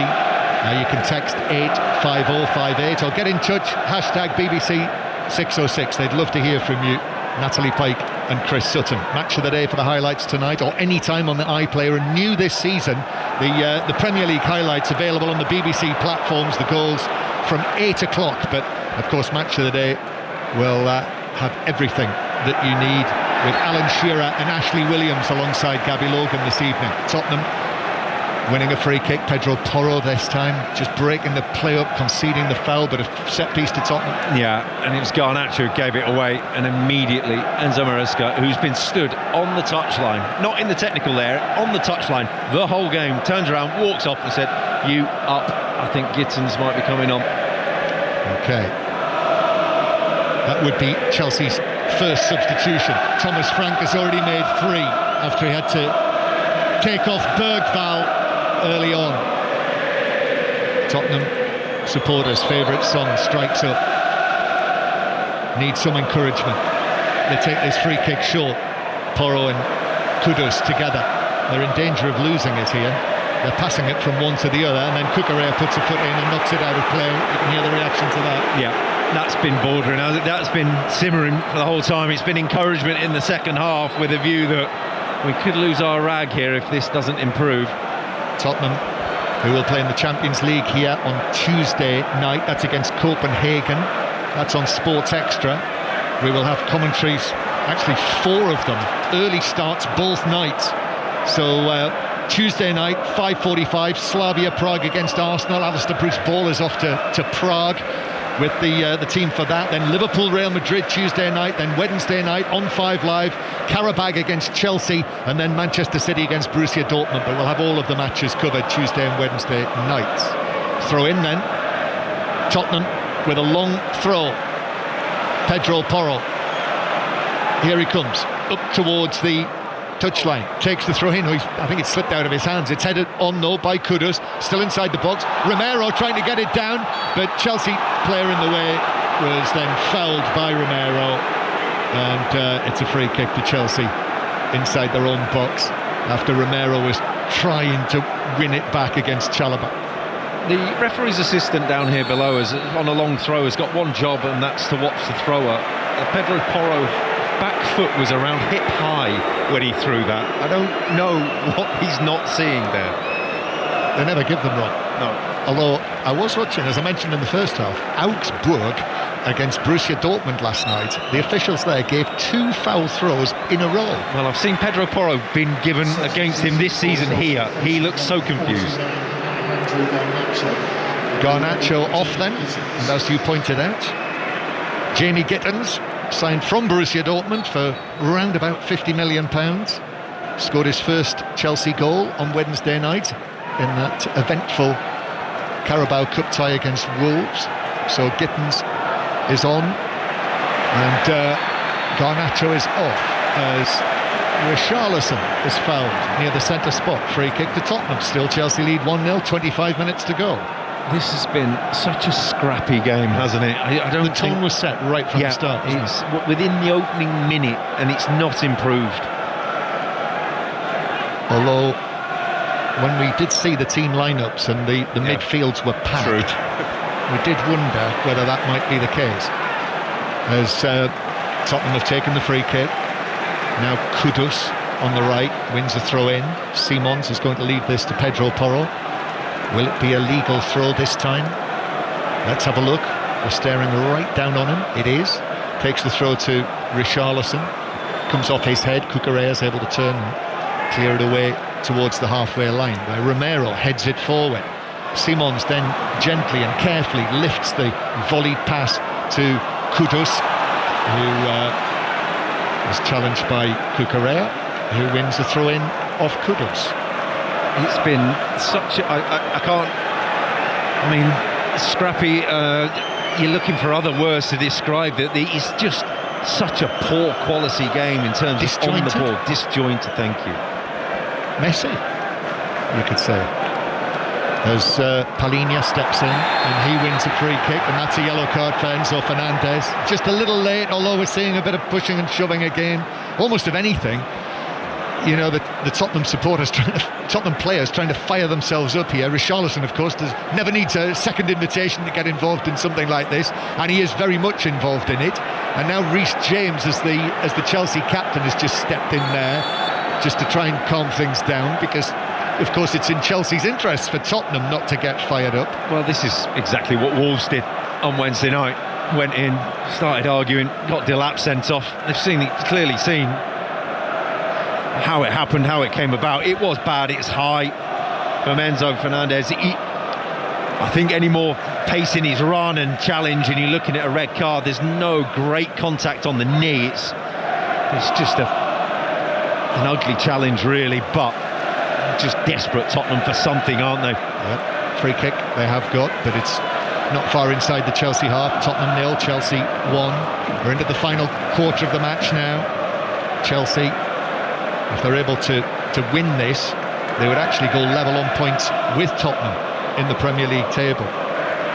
Pedro Porro waits there. The very high Chelsea line brings back memories of that match here, Ange Postecoglou 2 seasons ago. Remember the high line that against Chelsea? Pedro Porro plays it in, but Sanchez comes and catches it. He's had a good day, the Chelsea goalkeeper so far. Played forward for Pedro Neto. Neto could be away down the right. Simon's trying to chase him, but the Pedro Neto touch actually took the ball away and out of play for a throw into Tottenham that they take quickly. Urgency now has to come into it for Spurs. Trying to play it out from the back, which they do successfully. Simons, that's a lovely change to take him away from Caicedo, but then the challenge came in on him to win it back for Chelsea from Reece James. Very good play from the Chelsea captain after that excellent piece of skill from Simons.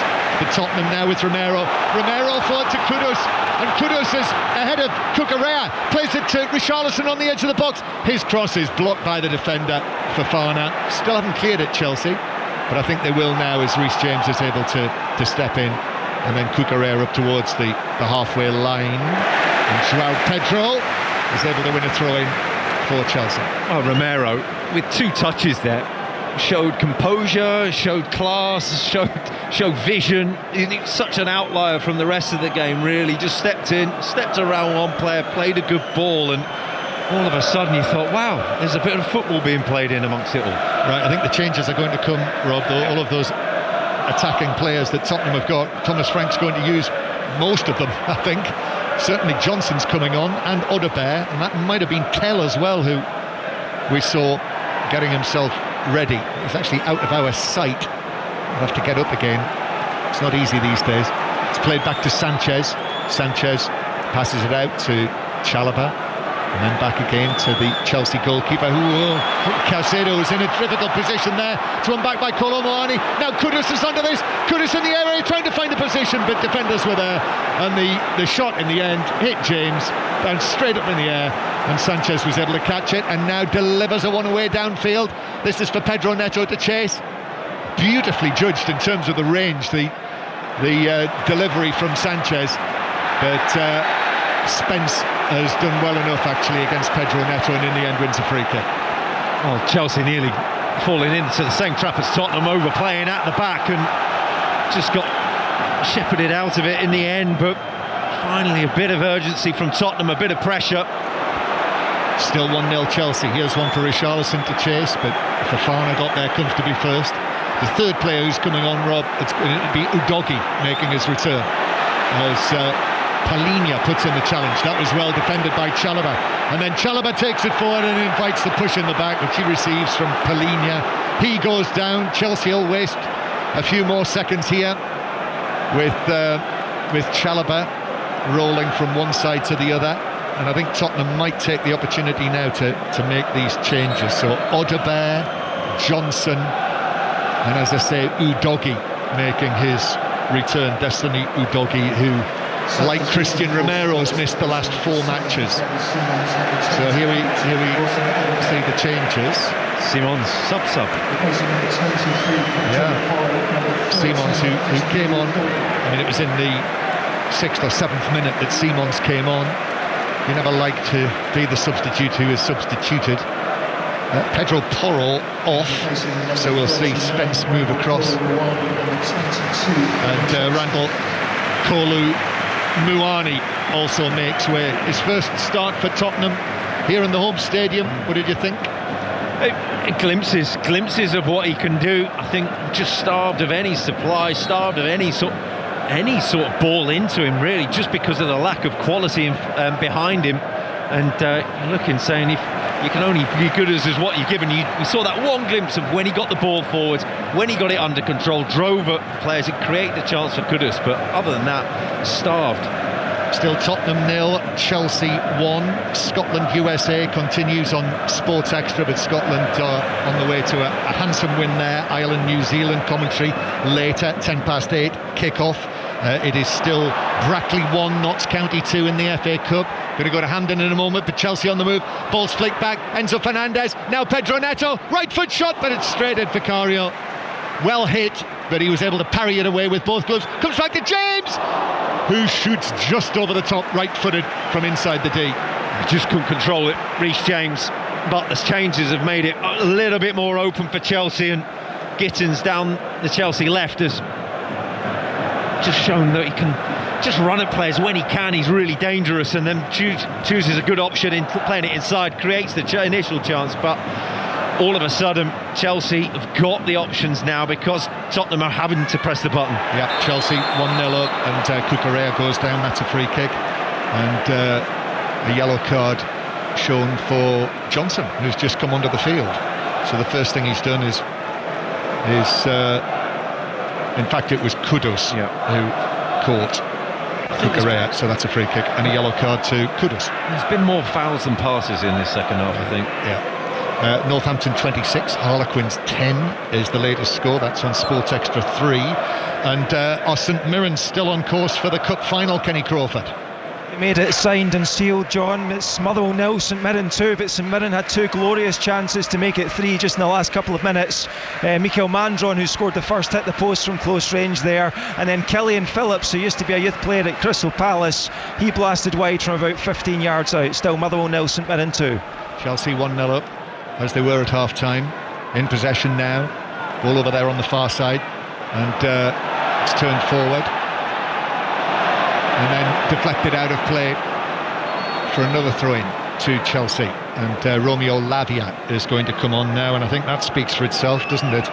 Lavia coming on, Chelsea winning 1-0 away from home against Tottenham, and it is Gusto he replaces. So a straight swap in terms of Lavia coming on, and he will take James's place in the midfield, and James will drop into right back. Tottenham 0, Chelsea 1, 15 minutes to play. Chelsea, who against Tottenham, home and away, have lost precisely one of the last 17 matches. And here they are winning again. And that, coupled with this uncertainty for Tottenham playing at home this season, and indeed over the course of the past year as well, back into Ange Postecoglou's time, Gittins is up against Jed Spence now as the right back, but excellent turn of pace from Spence, and the ball is played forward and deflected out of play for a throw-in to Tottenham. I'm not sure if Thomas Tuchel is here today. I don't think we've seen him, have we? A picture on the screen. We would have known, wouldn't we? I wouldn't be surprised if he was here. Names his squad on Friday for the final couple of World Cup qualifiers. Reece James has been impressive again for Chelsea. He's very much a Thomas Tuchel man, isn't he? Yeah, as is Jed Spence, and it's interesting that with Gittins coming on, all of a sudden they've said, right, OK, Pedro Porro probably not as good a defender. Jed Spence, you come over.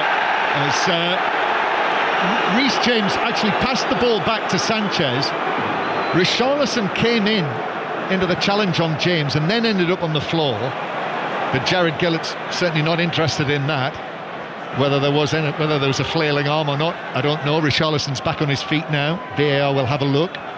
Enzo Fernandez down in the Tottenham right back position, plays it back to Gittins, and then Cucurella. Enzo Fernandez, in comes the challenge from Spence. It's a free kick. Thought he got the ball, but he obviously got the man as well. I think that's what Jed Spence is saying. So it's a free kick to Chelsea. He's got to be careful here, Jed Spence. Just a little lunge in, and whether he got the ball or not, all the reaction with Cucurella, who's, shall we say, a past master of winding up the opposition, I think tempers could boil over if this doesn't start to go Tottenham's way soon. Yeah, well, it was a foul. Yeah. He didn't get the ball at all.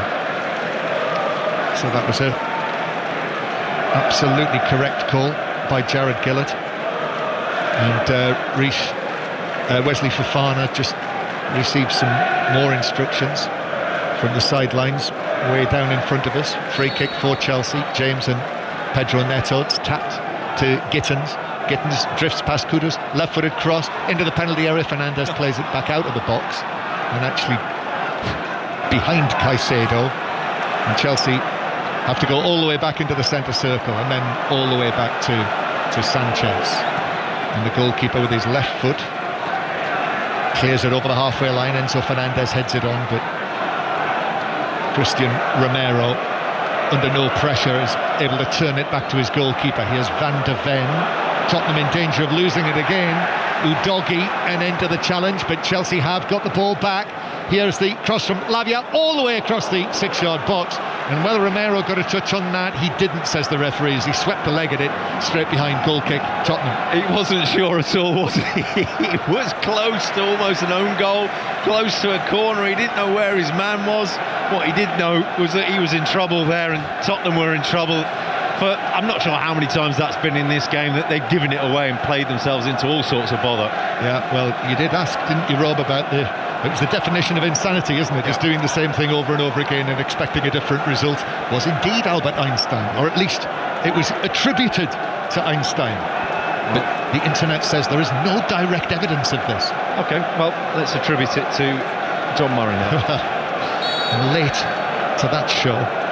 Tottenham 0, Chelsea 1. More Premier League commentaries tomorrow on 5 Live. West Ham, Newcastle from 2 o'clock. Clinton Morrison will be with me for that one. Manchester City, Bournemouth as well, 4:30. That's an interesting one.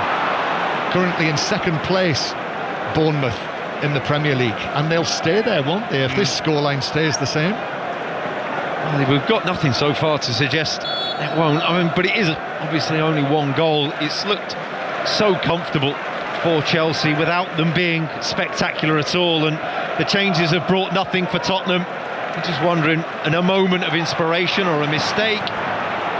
Yeah, Chelsea though cleared away out of play, and it's a throw into Tottenham. Crumbs of comfort, crumbs of encouragement, something for the Tottenham fans to cheer. A throw in halfway inside the Chelsea half. Back to Hampden, Kenny Crawford. Now then, John, Motherwell 1, St Mirren 2, and it's a really nicely taken goal by Callum Hendry, son of Colin Hendry, former Blackburn defender. Good work down the right by Tom Sparrow, squared it across low, and Hendry finished it low into the bottom left hand corner. 8 minutes to go, Motherwell 1, St Mirren 2. Could be an exciting finish at Hampden. There is always, Rob, the possibility of an exciting finish here with the scoreline 1-0. It would, if that were to be the case, it would be the best part of the match. As Van der Ven volleys it out of play for a throw down the right for Chelsea. Their supporters are up on their feet again in that corner. If you've been here as an away fan, you'll know exactly where they are. In the lower tier, good following for them. One of their favourite trips. Those glory years when they came and used to call it 3-point lane, White Hart Lane. They did the league double over Tottenham 3 seasons in a row, and they might be able to do that again, winning here the first match of this season by 1-0. The old White Hart Lane, the new stadium, which isn't called White Hart Lane, but as I like to point out, is actually closer to White Hart Lane than White Hart Lane was. Here is Palhinha, back to Romero. Romero just moves, glides away from 2 Chelsea players, tries to find Richarlison. Caicedo though steps in. Here's the pass downfield for Neto to chase, but Udogie was able to take over and play the ball back to Vicario. Long ball from him. Richarlison jumps. He's beaten in the air by Fofana for Chelsea, and then Reece James passes it just to one side of Neto and out of play for a throw-in to Tottenham. We've got less than 8 minutes to play, and Tottenham have to start again. Back to Murrayfield, Thomas Duncan. Yeah, 3 further tries since you were last with me, John. Kyle Rose, Stafford McDowell and George Horn have all crossed. It is Scotland 71, USA 0 with 5 minutes left at Murrayfield. 71-0, as I say, it's on Sports Extra. Mentioned Thomas Tuchel. His predecessor, Sir Gareth Southgate, Rob, his new book is out next week, and Sir Gareth Southgate will be on 5 Live breakfast on Monday morning. So listen out for that. Haven't heard too much from him, have we? Here's Pedro Neto down the right-hand side. Turns, gives it back to Reece James. James, who I think has been as good as anyone. And Pedro Neto has gone down. Udogie was closest to him. He stayed down as well. Chelsea continue in possession. Reece James, I think, is going to pop the ball out of play, pointing at Pedro Neto on the ground. So we'll see what's happened there. But first of all, back to Glasgow. Kenny Crawford. Motherwell 1, St Mirren 3. They've killed it off. It was a brilliant attack by St Mirren. I think it was Richard King with the shot. It span up off of the goalkeeper Callum Ward. Looks as if it was going to bounce wide, but the spin on it actually made it bounce into the net. St Mirren now lead 3-1. They're marching into the League Cup final. To play either Celtic or Rangers. Coverage of that tomorrow. Also FA Cup first round ties commentary on Sports Extra 2 and Sports Extra 3 tomorrow afternoon. We'll have the whole picture covered on 5 Live. Ball out of play, throwing taken by Tottenham and then given back to Chelsea, and it looked as though the only thing that was up with Pedro Neto, Rob, was cramp. Yes. Yeah. I was just looking round behind me and watching Tottenham fans leave the stadium. Not in massive numbers. No, well, it's not. You haven't looked behind you yet. It's not a West Ham style exodus. No. There's Caicedo is able to take the ball, and then there's a little foul by Spence. He's got to be careful here, Spence. Who he has been yellow carded, hasn't he, Spence, for the challenge? Did he get a yellow card? He didn't. No. He was thinking of throwing the ball away there, and he had to think again. So Chelsea are going to make another change, and it's going to be the exciting Brazilian teenager Estevão who's going to come on, and perhaps as Chelsea look to take advantage of Tottenham pushing for the equaliser. Pedro Neto is replaced after his bout of cramp.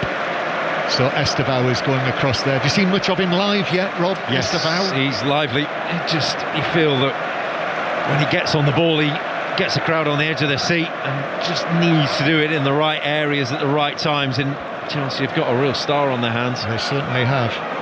Real rising star of the game.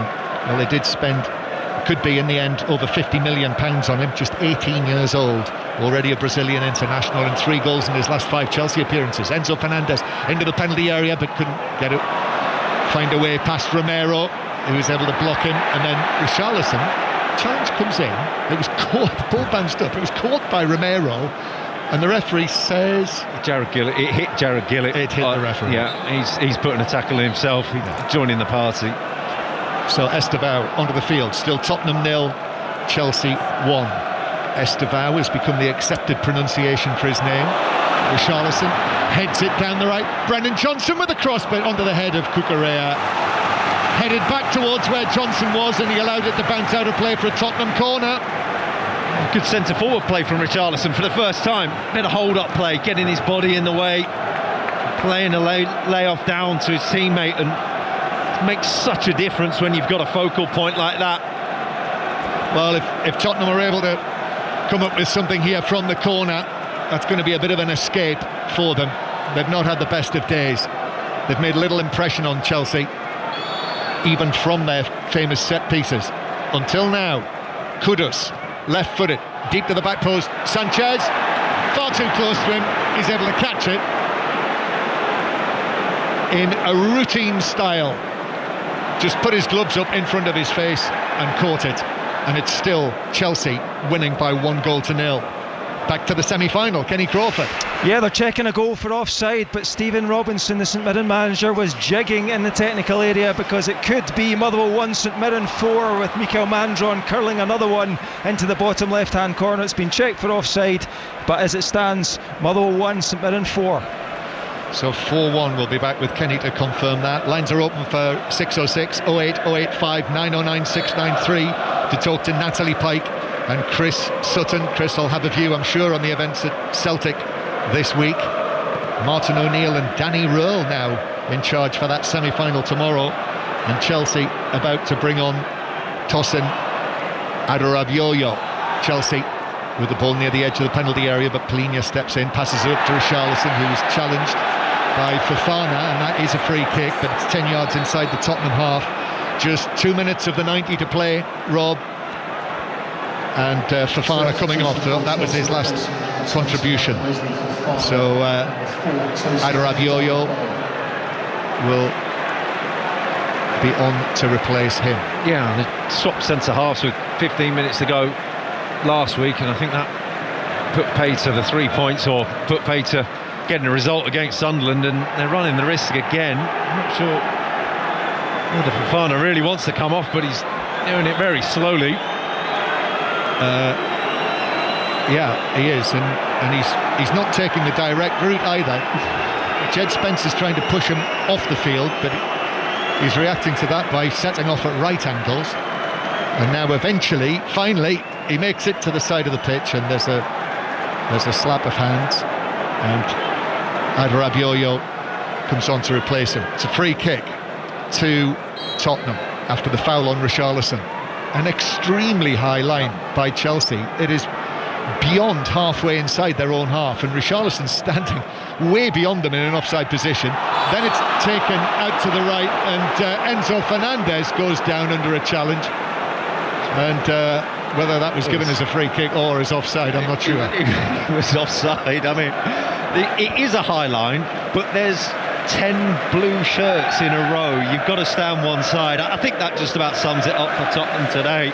I mean, you're just watching this game, and it's very difficult. Chelsea will be thrilled if they see this out with 3 points and moving back into winning ways in the league. But at the top of the league, I don't think Arsenal will be looking over their shoulder too worries. No, they won't. Currently, Arsenal, after their win at Burnley, 7 points clear at the top. Chelsea play it downfield, free kick to Tottenham. You know, over the last year, Tottenham has Audebert bursts into the penalty area, shouts from the stands. Audebert himself actually appealed for that, but Reece James did his job. 6 minutes of added time to play at the end of this match. Tottenham have won 4 out of 19 at home in the Premier League. That's this season and back into Ange Postecoglou's time. That's a terrible record. Here's Caicedo down the left. So similar questions are going to be coming to Thomas Frank as after the defeat to Aston Villa in their previous home match, as Chelsea win a free kick down the left. Caicedo. Yeah, for the umpteenth time tonight. Caicedo's been brilliant, battling away, scrapping away, and it's just been his sort of game off the ball, hasn't it? Getting in the way and winning the ball back, driving forwards. It's not been one for the Tottenham footballers. Young attacking starlets that they've got haven't really, once they come on, we thought they might come on and make a difference, not really made an impact in the game. You know, they were so strong last week at Everton, who not lost in any competition in their new stadium. Strong at the back, strong up front, strong from the set pieces. But today, I don't know what it is. Tottenham clear it away. Another goal in the FA Cup, Paul Scott. An equaliser in stoppage time for the non-league side. It's Brackley Town 2, Notts County 2. A penalty from 12 yards converted by Stewart. This one might just be heading for extra time. Brackley 2, Notts County 2. And if it is, Paul will update that during 6:06. That goal did stand, by the way. Motherwell 1, St Mirren 4. So St Mirren doing it in style at Hampden. And 08 085 909 693 to ring and speak to Natalie Pike and Chris Sutton on 6:06. So 6 minutes of added time here at the Tottenham Stadium, with Chelsea winning 1-0, and a free kick in the central third that Vicario is going to take. Vicario, false start from him, then he actually plays it short to Spence, who had Jamie Gittins in front of him. And it's all the way back to Vicario, and you can hear the chorus of boos from the Tottenham fans. They don't like this. And then a long pass from the goalkeeper lands in the hands of the opposing goalkeeper, Sanchez, who catches it easily for Chelsea and then gives it out. And it's played for to João Pedro. And then Spence, still João Pedro. Gittins shoots over the bar. He lifted it over Vicario, but also high over the crossbar. Should really have been 2-0, game over. It's comical. It's comical from everyone. It's comical from Tottenham in their attack, and then Chelsea break, and Gittins just goal gaping, asking to be put away to seal the game, and blazes it over. Chelsea will come again. We're in the 3rd minute of added time. Again, the ball from the right. João Pedro controls, and it's saved. Well saved by Vicario. What was he, 8 yards out? He picked his spot, but Vicario was well placed, dived to his left and parried it. No, he should have had a hat-trick, João Pedro. It's a wonderful ball into him. Tottenham all at sea, steadies himself, really good touch, just has to pass it in, and Vicario, he doesn't know where he's going. He just throws himself and makes himself as big as possible, gets it on the end of his hand. It's a wonderful save. It's just been incredible football in such a poor sense from Tottenham. Yeah, it has. As offside flag goes up. They took a quick corner, Chelsea, and it's come to nothing, and in the end they've been caught offside. So free kick to Tottenham on the edge of their own penalty area. And well, Tottenham fans, I think they will have a chorus of gripes on 6:06 tonight. I'm sure of that. It's been a most unconvincing performance. They've really caused Chelsea few problems, Rob, during the course of the they've caused themselves so many more problems than they've caused Chelsea over the course of the 90 minutes. The ball is played by Van de Ven, who's looking to play it off Reece James, but it's straight out of play, and it's a throw into Chelsea on the halfway line.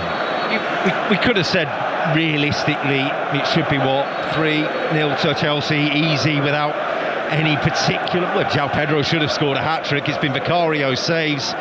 If it was like that, it would have been a very different scene at the end of this game now. So this is going to be, if it is a 1-0 win, this will be a 7th win for Chelsea in 9 visits to this newly rebuilt stadium. Still time for an equaliser though, but it's Chelsea who are attacking, and then Udogie plays it out of play. João Pedro put the challenge in. I thought for a moment there that he might have stepped on Udogie, but he was quickly back onto his feet. Now it's a throw, and then the referee's preventing the restart because Estevao has got a problem. I'm not sure what that is. He's wiping his hand on the pitch. What's he doing? He must have a bloody nose or... Oh yeah, it's blood on his hand. He's got blood on his hand, so therefore he's got to stop play. Must have taken a bang in the face, the teenager, and he was trying to wipe it all away on the surface of the pitch. So he'll have to be taken off the pitch. The Chelsea physios are coming on, so Chelsea will play on with 10 men for the time being. But I mean, time is almost up. Yeah, well, I was going to say 15 seconds. This is it now, really, for Tottenham, isn't it? I can't hear what the Chelsea fans are singing, but it will be mockery on a grand scale. Chelsea coming here and winning again. And then the ball forward from Vicario is behind Richarlison and bounces harmlessly out of play. And that kind of sums it up for Tottenham here today. Yep. It's been really, really poor from Tottenham. Chelsea have had moments where they've looked good, looked sharp, but so much as that has come from Tottenham's own doing. It's been, it's a wonder how it is only 1-0. You wonder if Tottenham do come up against someone who has real menace, real threat, real purpose on the ball, what could be done to them on a night like tonight? Yeah, well, they'll have to play better than this. I mean, they're missing important players, Kulusevski, of course, and Maddison, who's out long term. But even so, those who've been on the pitch, Tottenham supporters expect better. It's going to be a second defeat of the week, unless long pass forward, Sanchez comes, and the Chelsea goalkeeper is able to catch the long ball, delivers it downfield, and Chelsea have won again at Tottenham, one of their favourite places to come. The substitutes who are already off the field come running back on, celebrating, as do the Chelsea players out there, and it's been a wretched day really for Tottenham. Even if the scoreline was only 1-0, really, they were well beaten. Yeah, it's a big win for Chelsea. It says 1-0, but the margin should have been so much more. Boos ringing out at the Tottenham Hotspur Stadium, and pretty much every single Spurs player marching straight off the pitch. A very different scene for Chelsea. They've been comfortable winners, haven't they? Tottenham so poor in attack, so poor on the ball that they barely threw a question at Chelsea. They nicked 3 more points at Tottenham. Yeah, well, I mean, a very good response from Chelsea after losing at home to Sunderland last weekend. So for Chelsea, that is actually 4 away wins in a row in all competitions for them. They've won 6 of their last 7 in all competitions. People keep saying what's wrong with Chelsea, but they're up there now, level on points with Tottenham. You can only beat what's in front of you, can't you? And they've done that today. I think you look at the games that they have won against Wolves, it was a struggling opposition. Ajax were poor. So many of the teams. Sunderland didn't. Sunderland came last week and parked the bus and broke well. Tottenham didn't do that. They just couldn't get anything going on the ball. The Chelsea players are off to celebrate in front of their fans. They don't care who they've been beaten in front of them. They've won one of their local derbies. Yeah, they're enjoying this. The Chelsea players and the supporters who are here. As I say, remarkably now, they've won 7 of 9 matches played against Tottenham since this stadium was rebuilt, and this is also Enzo Maresca's 50th win as the Chelsea manager in all competitions in 79 matches. Thomas Frank, all on his own down there, Rob, is applauding the Tottenham fans who are still here. Really only a matter of a couple of thousand people were leaving early, and for Tottenham, a second defeat of the week out of the Carabao Cup, 3rd Premier League home defeat of the season.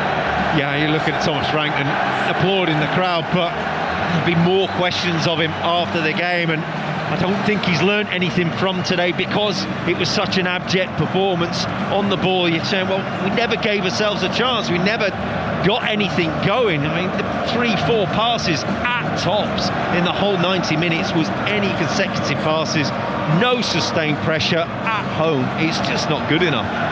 There we are, Rob Green, thank you very much for your company. It wasn't the best, was it? We'll see better games than this season, but Chelsea won't care too much about that, winning 1-0 with that first half goal from João Pedro.